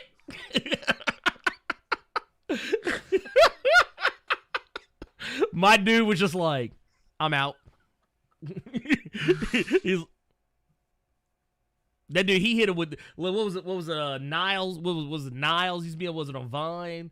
Mother would just vanish. That's what this dude did the equivalent. Only he said, "No, I don't have any vanishing capabilities. I don't have green screen. It's CG." He said, "I'm just going to click and I'm gone. I'm out the game." Yeah, and I will say that there is a character that's introduced that I don't think Benjamin Percy talked to somebody, or maybe this was possibly a flub, or maybe this character just isn't who they say they are. But there's a character in the book that says that she worked with a cult division of SHIELD. Yeah. But she also said that she doesn't know what a Ghost Rider looks like, even though there's a motherfucking Ghost Rider on the Avengers. So either that or that was some serious Robbie shade. I don't know. I don't know. Yeah, I don't appreciate if it is. I think it was a flub. I think. Oh, and here do you know? I like where your head's at. Ernie and I actually had this conversation just based on the bike. That is actually Johnny Blaze in this book. This isn't Danny Ketch. This is not Danny Ketch. I know some people were confused because of the motorcycle. It looks like Danny Ketch's motorcycle, but Danny Ketch isn't even Ghost Rider anymore. He's a completely different character, almost like fucking Chasm. But they did. I think Ketch was done better. That transition. Was I don't like better talking about it because of the series we were robbed of. Yeah. Well, no. I'm with you on that. But yeah, Ghost Rider #2 is going to be my recommended this week. 2 issues in, and I can't wait for issue 3. I cannot wait for issue 3. Honestly, can I be honest with you, Carter? Shoot. When this series was announced, I was really disappointed because I was like, "Oh, so we just gonna bring Johnny Blaze back?" Because I was like, "Man, we just ain't gonna give Robbie his own book again. We said, nah, y'all got them Avengers, man. That's all y'all get. Y'all get Avengers. Was it Avengers Forever?" In them Avengers books, that's all y'all get. Don't ask me for not another thing.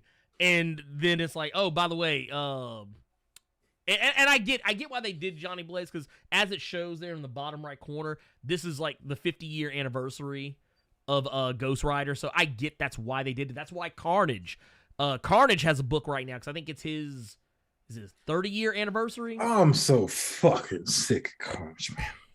Well, here's the thing, though. At least it's not Cletus. At least it's not Cletus. It's just What's your recommended this week, Arnie? Well, here's the thing. It's not going to be anything new. Okay. Not because there wasn't anything I enjoy, but because of something that I procured. I actually procured a couple of things. Word Carter, of the day. Word of the day. Procure. Daredevil. Charles Soule. The Daredevil run. This book, Nice. sheet thick. Sheet thick. The thing look. Ugh. So this is, good Lord. I was going to drop it on the desk, but then I knew it would make everything on my desk fall down. That's how heavy it is. So this book is Daredevil number 1 through 28. Oh, wow. That's it? No. Number 595 through 612. The Daredevil Annual, which, if I'm not mistaken, I don't think this is the one. No, I don't think this is the one. I'm thinking about different. I'm thinking about the Chip Zdarsky Annual. Yeah. That's a different one. The Daredevil Punisher 7th Circle number 1 through 4. And it also has some bits from All New, All Different .1 number 1. Okay. But yeah, this is. I was going to say, he only did 28 issues, really? He did. Well, no. They went back to the original number. They went back to the original numbering. So Yes, he did yes, the yes, first. He did the first 28 issues of that run, Mm. and then I think it was another 17, 18 issues, under the original numbering. Mm. But I got this. I highly recommend this run. I've talked about it on the channel before. This shit's solid. It's solid. Yeah, it is. We heard the noise it just made when you Yeah, hit that motherfucker. Sound like somebody knocking on your door, don't it? But no, it's good. It's basically, this has the whole run where Daredevil, he's in the black suit. He's in the black suit again. That's with Echo. Yeah, yeah. And then also, this is also the run, if I'm not mistaken, where the Purple Children come up. Okay. The Purple Children. So all the stuff that's been going on with Devil's Reign, a lot of that comes back to this. This is also it's Charles Soule's run where Daredevil's identity is wiped from everybody's memories. Gotcha. By the Purple Children, which is, I think I did a video a while back talking about how when people talk about, oh, No Way Home, they did this thing no one's ever done before. I was like, yeah, they did it in Daredevil. They just didn't do it with magic. I remember before that, when everybody knew that Matt was Daredevil, Mark Waid was trying to get his own Mr. Knight on. Remember, he had Matt Murdock going around in a red suit. Mm-hmm. And I mean like an actual, not an Daredevil actual red costume, suit, just just a actual red, suit, yeah. bro. Oh no, I remember that shit. Also, I'm gonna throw this out too. I picked this up too. Oh wow. Giant Size X-Men. This is actually the Volume 1 omnibus. This has a lot. This is basically Giant Size X-Men number 1, and then X-Men number 94, all the way to 131. So By who? a lot of this is Chris Claremont. Okay. Also, because since it's Giant Size, because it's Lin Wayne or Wine. I always fuck up his name. And then the rest of this is all Chris Claremont. Okay. But this is basically when the X-Men shifted from being the whitest team on Earth to having a little bit more color on it. Because this is, of course, we see Storm, Nightcrawler, even though he is actually a white man, but he is blue. Also Thunderbird. This also, I think, has Thunderbird's death in it. The death of Thunderbird when he sacrificed himself. Sunfire was on the team. But yeah, and the whole premise of it was that they had to go save the original OG X-Men, the 5-piece original recipe X-Men from Krakoa. So that was a thing. But yeah, those are my recommends. I technically my pulls, but also my recommendeds. There were a lot of good comics this week too, but yeah, man, it was almost too much, man. I'm still kind of catching up on some of the shit that I was reading. Whew. Lord have mercy. Go ahead and start putting your questions in to the chat. And no, that is not when Daredevil was possessed by the hand. The Charles Soule. No, you're thinking about Shadowland. That's Shadowland. That's was it Adam Kubert? I can't remember. Hold on. I think. Oh yeah, I'm about to say. I don't think it was Adam Kubert. Hold on. It was Andy Diggle. Thank you. I knew it was Andy something. Yeah. But no, that's different. Also, in that version, I don't even think his suit was black. It was more gray than anything else. No, it was black. It was when he was turning into that demon. He went black. Yeah, that's when it went black. So yeah, so he went back to the black suit, but it's not the same, not for the same reasons. That could have been so much better than it was. A better writer, I think could have done that. Yeah. Oh God. Shadowland is one of those. You know what it is? Shadowland starts off great, at least to me. It doesn't end well. Like most of Shadowland, I actually enjoy most of Shadowland. It's the last little bit where I'm like, ugh. Because, like, even the whole part about him being possessed by the beast, that doesn't bother me. It's just how they end it. Yeah. Oh, God, it bothered me. Because I remember the trailers they were coming out with, like, Marvel's best hero falls, and they're talking about him doing a heel turn and everything before that. Yeah.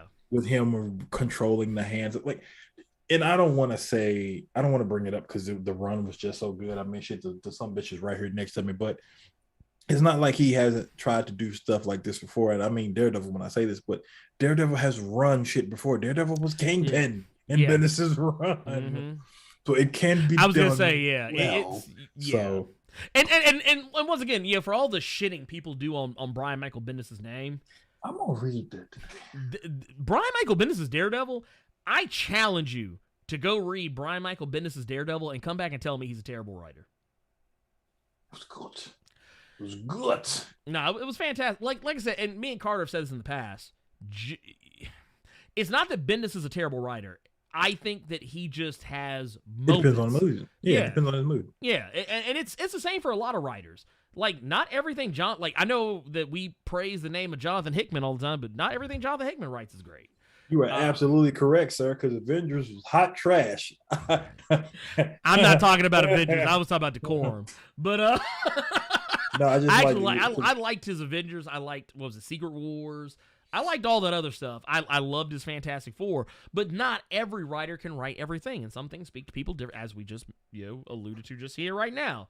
But it just sometimes you just have to recognize that, and it just is what it is. It's like the same reason people say, oh, David S. Goyer is a terrible writer, but 2 of your favorite Blade movies are written by him. It's like, so now what? But yeah, anyway, let's get into questions from the Discord, and fingers crossed we don't break 3 hours. Yeah, we're trying not to. Actually, I have hope. Go ahead and put your questions for the chat in now, because we're gonna get through these pretty quick.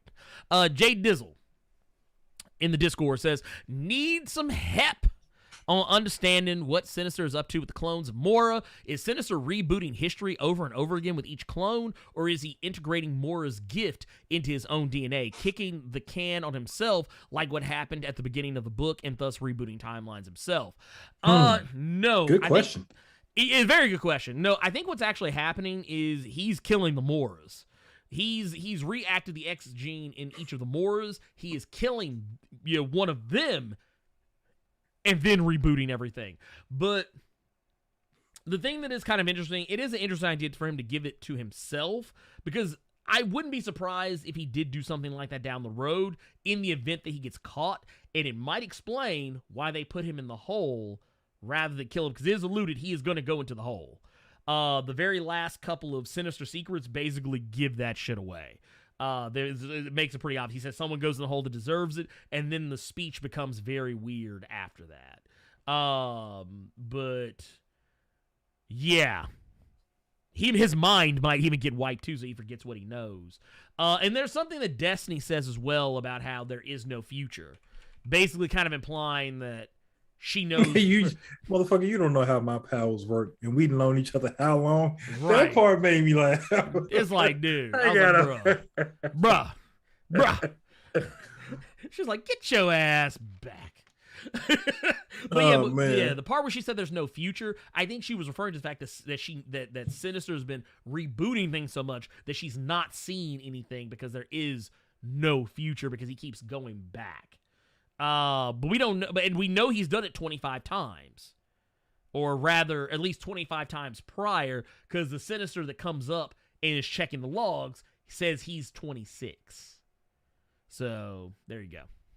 Let's see. We got one from Rough Rider says, is it true that Jared Leto has been in the worst Marvel and DC movies? Also, opinions on Supercard of Honor. I didn't watch all of Supercard of Honor. I only caught the part with towards the end where Samoa Joe came back, which I thought was awesome. Also, I love the fact that everyone was just so into Joe being back. Also, Jay Lethal's reaction to Joe being back was amazing. I didn't see that. I saw the heel turn of Jay Lethal, which was needed. Yes. Just because he's been losing a lot on AEW. Yeah. So it needed to happen. Yeah, and I didn't even know Ring of Honor was still a thing until I saw it trending on Twitter last night. So I just started watching all that stuff. Yeah, because Tony Khan said they had all the tickets for Supercard, I think, had already been sold. The show was already promoted, so they just went ahead and did right by the people and just did the show. Yeah, because go with it. Because I'm a Samoa Joe fan, so I think the only thing I'm sad about is I don't even watch WWE anymore like that. Like you all know, I don't watch wrestling and shit like that anymore. But I will say that Samoa Joe's WWE music was fire. Yeah. So I'm kind of sad we can't hear that anymore. Yeah, it's not like with Jeff Hardy where it was just stock music, which I thought was hilarious. When I found that out, I was like, bruh, WWE didn't like the Hardys enough to give them legit music. Like, I thought it was some shit that, was it Jim Johnston, the guy who used to do all the music for WWE? I thought it was his music. It's just royalty-free music. If you have the wherewithal to find it, you can purchase the rights to use it. But no, but I think what they did, they gave him his old Ring of Honor music back, which is kind of something they did for CM Punk at the Revolution pay-per-view. Like, he came out to his old music, which was like AFI. But I mean, I thought it was cool. Like, honestly, I think at this point, I think it's safe to say we all know Tony Khan is an old Ring of Honor mark. And I think he'll do right by it. I was laughing at whoever the fuck the little tiny dude is that's the world champion over there. Oh, yeah. Gresham. Yeah. That is a tiny little man, but I didn't realize how little he was till he was in the ring with Joe. Like, I knew he was a small guy. That's not what I'm talking about. Yeah. See, I like that. See, I would watch a match with that, and I looked up because I kept laughing at how short he was. So I just kept looking. I YouTubed his name, and I saw some of his matches where he's like wrestling. So I'm like, okay, I like this little dude much more than Rey Mysterio because I fucking hate Rey Mysterio. Oh yeah. Because he's like, this dude is 5'4", or at least that's his build height. The height that he's billed at. He might be. And I found out his lady, his partner is Jordan Grace. Yeah. Jordan Grace, yeah. Yep. Very so, true. in the words of Booker T, no water, no bread, just meat over there. Hey, look, I ain't mad at dude, Jordan Grace. She can get it. No, I'm talking about both of them. It's just tiny, just muscles. Yeah. Because Jordan Grace, she's I don't think she's. I'm trying to remember, I don't remember how tall she is. Yeah, she's an inch shorter than him. I thought she would have been taller than that. That's funny. No, she's 5'3". That's funny. Yeah, she's 5'3". Let me see here. I'm gonna see if I can actually. Here, let me see. Somebody posted a pic of you remember the meme that used to go around like this swole ass pit bull? They said that was Jonathan Gresham. Yeah, no, that's basically him. Yeah. But this is actually, dude, this picture is perspective more than anything else that'll it's perspective more than anything else that'll get you. But this is actually them standing next to each other. Yeah, that's them. And yeah. And I think it's just because she's kind of standing on something just a little bit more than he is. But yeah, she's just barely the same. I think he actually is 5'3". Now that I'm looking at it, oh, wow. I think he actually is 5'3". They can build him at 5'4" because that probably sounds better than 5'3".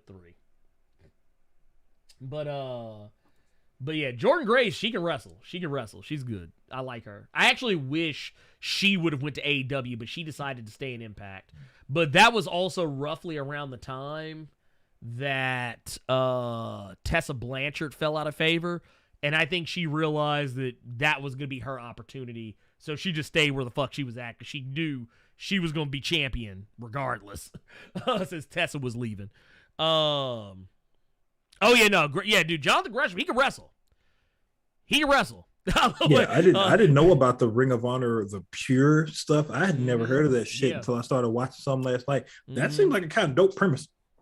The was it here? You know, she said 5'4", taller than Wolverine. Look, that's why I keep trying to remind people, like, dude, you gotta remember, man, Wolverine, he ain't tall. Hugh Jackman that made us lied to us. He done lied to us. Ed Boy saying must sound like two sandals slapping concrete when they knock boots. Oh, god damn. Oh, Lord. We got one here from Dude Man. It says, and I guess let me answer this here, talk about the Jared Leto part. Yes and no. I mean, definitely he's been in one of the worst DC movies, definitely. Though I don't think Suicide Squad is as bad as people make it out to be. The original one, it's just not. It's just entertaining to me. We've talked about that before. I do not like the Snyder Cut version of Justice League. I don't like the Joss Whedon cut of Justice League either. It's just both bad movies. So I guess technically, yeah, if you count that, then yes. Marvel-wise, I think he's in one of the worst Marvel movies that is in association with Marvel, not a part of the MCU. There you go. Yeah, they always do it. Like when the movie ain't the MCU, they always put in association with Marvel. Yeah, there you go. Dude Man asks, what comic book would you make into a video game? This one we get a lot, but I can change my answer up to be something that we don't normally talk about. I tell you what you could do. I tell you what. Here's how I do it. Yeah, I don't think I've used this idea before. Bitterroot. You can take Bitterroot, make a Diablo-style game out of Bitterroot, where it's just the Sangreal just fucking up a bunch of Jinnu. Diablo-style, make it a dungeon crawler. There you go. Cut the check. There you go. Cut the check. Carter, what about you? I can't remember. Old school God of War before the PS4 one, kind of like fast, frenetic gameplay, but just Luther Strode. That's always going to be my answer. Just a bloody, violent Luther Strode game. This man.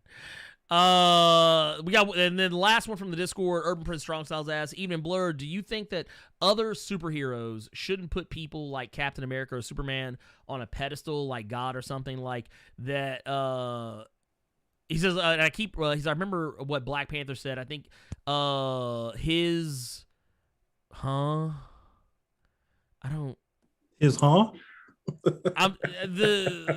English kind of went awry. I'm trying to make sense of what's being said. It says, okay, I'll just read the way it's written. Fuck it. It says, like that, and I keep remember what Black Panther said. I think his a moron, to be honest, and let's be real, Steve Rogers is roided up guy with a shield and can get killed with a bullet. Superman cannot. Here's the thing. It's not about that. It's not. Okay, so here's the thing. Reason why people put certain superheroes on a pedestal, and this is more with DC than anything else. Marvel doesn't put superheroes up on a pedestal as though they're gods. Not all the time. Because most of their superheroes are more down to earth. DC does that. Like Gods Among Us, the gods of the DC universe, so on and so forth. they're treated that way because most of them, in some cases, are gods. Yep. To some degree or another, or would be considered gods to people who don't know any better. But Batman is also considered in there too. And Batman is no different actually, Batman is a regular man compared to Captain America. He don't even have the super soldier serum. So I don't know. I don't get the question. I don't know how to answer it, but other than what I just said. That said, Herbert Scott, you ain't shit. Does it sound like the Red Guardian wrote that? You ain't shit. You ain't shit, motherfucker. You ain't shit. Chi-Town Dan says, can we get an Elden Ring style game for the Niobe series? That would be pretty cool. I would play that. I would play that. If you made like a game like Elden Ring but set in the universe of Niobe, yeah. Why is nobody making that? Let me go back because I saw some questions. Bill says, have you heard that Marvel, Jason Aaron, and Mahmoud Asrar just edited King Conan issue number 2's ending, leading to the revamp of the formerly named Princess Mataoka in number 3 and beyond? I had heard something along those lines. Because I know Marvel and Jason Aaron and Mahmoud Asrar, they did respond to the criticism. Which, I mean, I get why people were mad about it, but I didn't take it that personally. But also, I'm not Native American, so I wouldn't be expected to have taken it that personally. But yeah, let's see. Let's see here. What else we got? Let's see here. I'm going back. I'm looking. I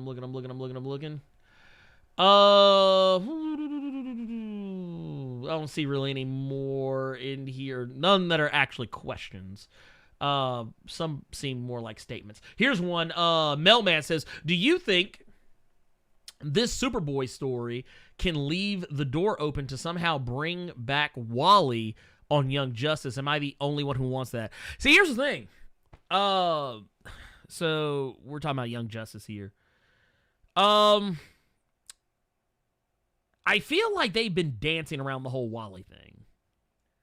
They've been dancing around the whole Wally thing for a while. But here's the thing. Artemis just kind of started getting through her grief over Wally. So if they brought back Wally now, it would almost be like, well, then what the fuck was all this for? Like, with Superboy, it was a little bit different. Like, Wally knew what he was doing. He knew he was sacrificing himself for the greater good. Not to say that Superboy didn't. He knew he was sacrificing himself for the greater good as well.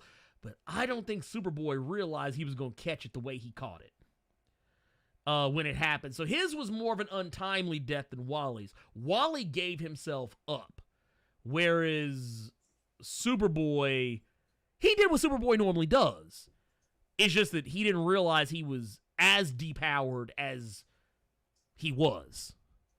And that happened. And of course, the Legion of Superheroes and all other shit happened as well. And I don't know. I mean, if they brought back Wally West, I'd be fine with it. But I feel like it would be a slap in the face to all that character development they just gave Artemis with dealing with her grief over his loss. It just, yeah, I don't know. I mean, but they do it. I mean, I would just go with it. I would roll my eyes, but I'd go with it. Let's see here. Let's see here. Jason Davis says, would you put Soul's run over Zdarsky's? How about ranking it next to Wade's? Oof. Man, that's tough. I'm going to tell you, I'm going to be honest with you. It's different things. They're very different. They are very different. They're not the same. They're very different runs. Because, like I said, Bendis's was great. Wade's is great. Wade's catches you off guard. Well, yeah. Because of the art. Mm-hmm. Chris Samney's art, I swear you expect that book to be a fun romp. And it is not. That shit is serious. That's like Stray Dogs. It disarms you the way Stray Dogs does. That's a good one. Okay, I'll give you points for that one. You get points for that one. Soul's run is more I don't want you to take this the wrong way. Yeah. Your standard. No, you're not wrong. You're not wrong. Except the lawyer stuff is better because it's coming from an actual lawyer. Yeah, Soul. This is the best lawyering you will ever see Daredevil do. Chip Zdarsky, I think I will say I do like Chip Zdarsky's run of Daredevil just a little bit more than Soul's, but that's not a dig at Soul because it's like this, like Chip Zdarsky here, Soul's right there. The Chips is almost like if you were a fan of the Netflix series. Yes.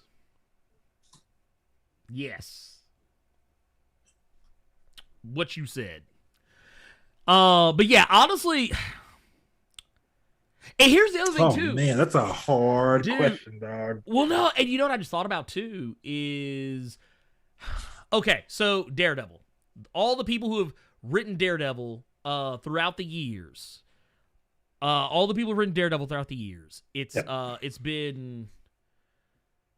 God, so many different writers. Oh my God. Because now I'm sitting here trying to think about it, trying to think like, oh, well, what's my favorite run?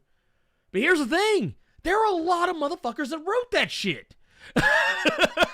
Like, it's not just, because hell, one of my favorite stories is Guardian Devil. That was by Kevin Smith, for Christ's sakes. And what was it? David Mack, I think did some of the Daredevil, some of the Daredevil stuff way back. Was that the Black Panther? He did the his shit was I almost Echo. said the baddest man on the planet. World's most dangerous man. Thank you. No, I was more referring to when he did when it was him on Daredevil back when Echo came into the picture. Gotcha. But I'm trying to remember who did World. Let me go back. I gotta look and see. I don't remember who did World's Most Dangerous Man. Because that shit was actually pretty fucking good. Let's see here. I'm pulling it up as we speak. Who was that? That was where? Let me see if I can find the credits on this. That was David Liss. So yeah, it was a David. So yeah. But still, that was man. That shit was so fucking good. But yeah, getting back to it. Let's see here. We got another one here. What was it? I saw one in here. Where did it go? Where'd it go?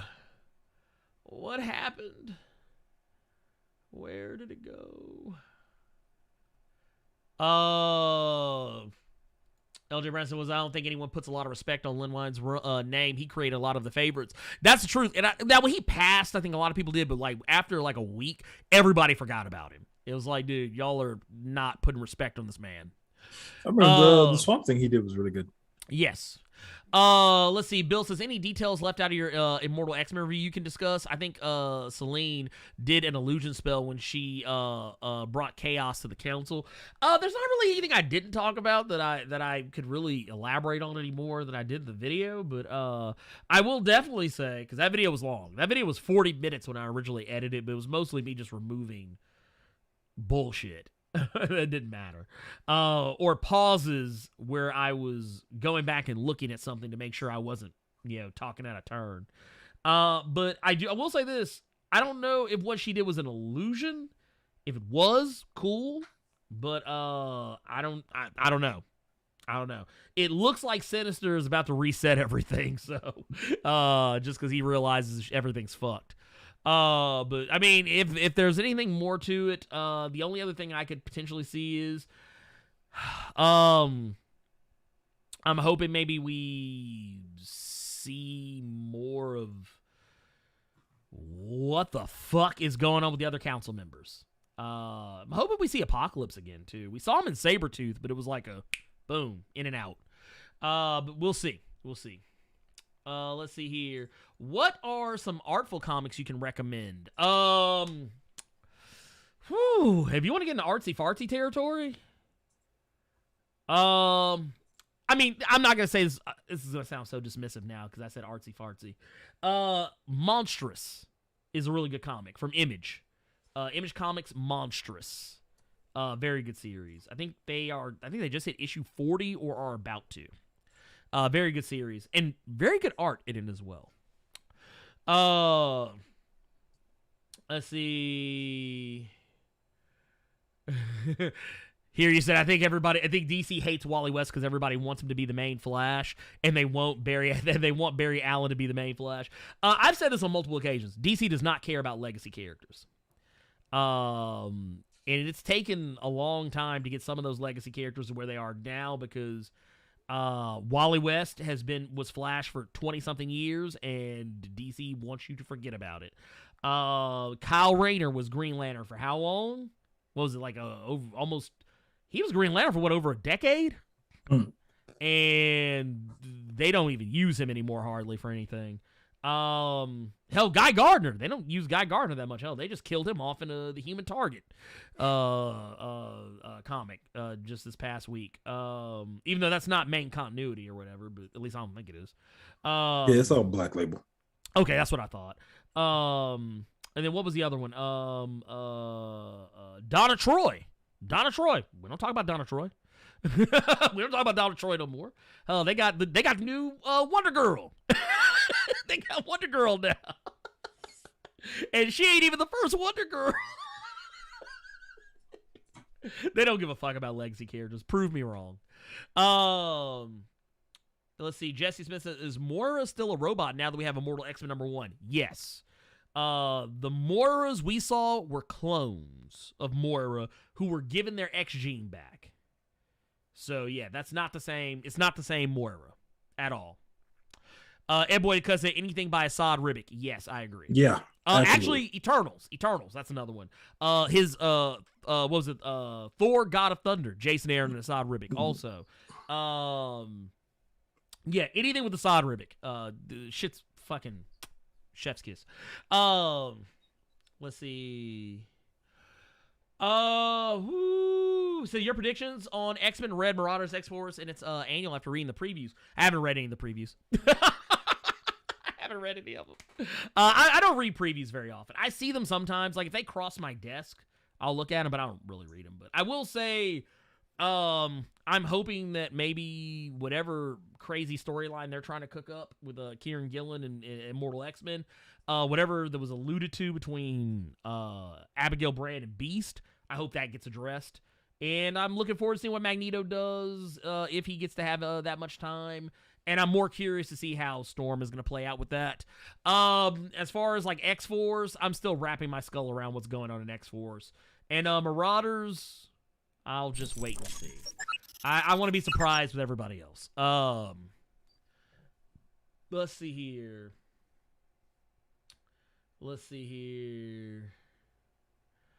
I'm going back there and looking.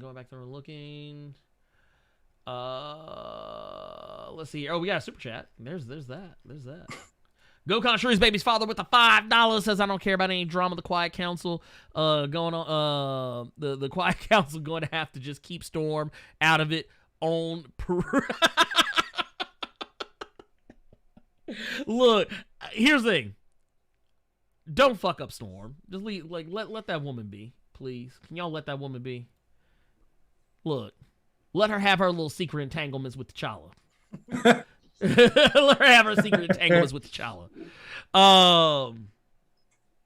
Listen, LJ Brown says, we're keeping record. Daredevil has the best consistent runs in Marvel.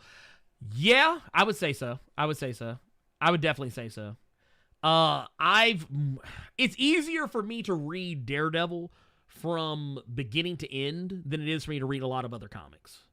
Even X-Men. X-Men is not consistent over the years. No, the fucking slut shit. X-Force ain't consistent. No, honestly, anything. None of it is consistent. Because I've gone, and thing is, and I know some people say, oh, well, what about this? Here's the thing. Whenever I do these videos for characters, I know a lot of people think that I just go on Wikipedia and just look up shit. I don't. I actually read. That's why it takes me so long to do these things. So when I do videos for all these X-Men characters, I actually have to go back and read this shit. And when I go back and read it, I'm just like, uh-huh. I like that face that I just made where I just went, uh-huh. I have made that face more times with X-Men comics, going back and reading old stuff, than with any other comic, Marvel, DC, Image, whatever. Now when X-Men is good, oh, it's damn good. When X-Men is good, it is fire. But when it is bad, like, you know what it is? You know the saying was it's feast or famine? That's X-Men. X-Men is the epitome of feast or famine. It's either great or it is terrible. There's no in between. But no, Daredevil, I definitely would say would be the most consistent comic run in Marvel. Captain America, can't say that. Black Panther, actually can't say that. Now I will say, if there was a character that was close, Black Panther would be one of them. But Black Panther is not even very consistent. The early days of Black Panther, not that great. There's some stories here and there that are good, but no.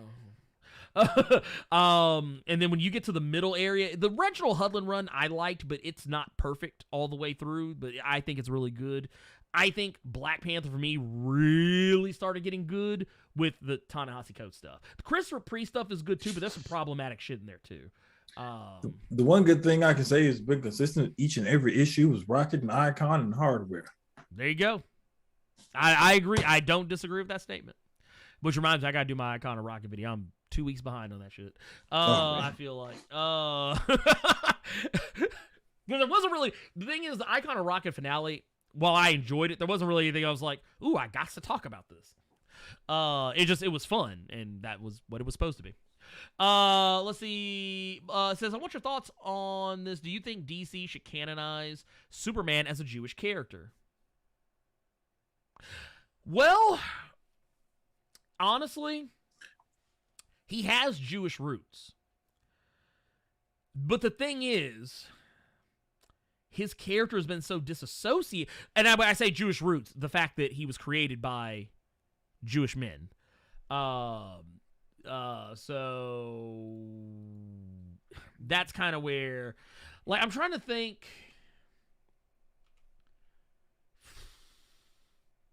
What's the best way to put it?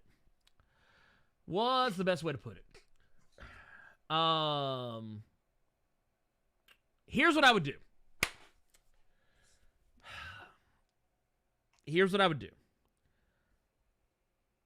I would have him. There's no really nice way to say this. Based on, put it this way. Ma and Pa Kent, if they were suddenly made Jewish out of nowhere, it would be kind of weird. I'm not going to lie. Because it's like they've never given any hint of being Jewish, not to my understanding. But if you wanted to introduce a Jewish Superman, I would be fine with it. And that, I think that would be a good, like, if you wanted to introduce, and I'm not saying he doesn't even have to be Superman, but if you wanted to introduce a Kryptonian, whether it's from an alternate universe or even on the main universe, that grew up Jewish, I'd be perfectly fine with it because it would make sense. Because that was kind of, if you think about it, Superman, what was he supposed to be? He was supposed to be the Ubermensch, which is basically the Superman. That's what that means, more or less, sort of, loosely. But so it makes sense.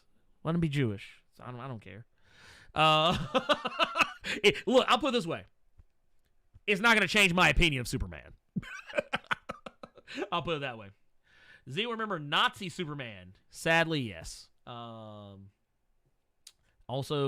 Nazi Supergirl. How about that?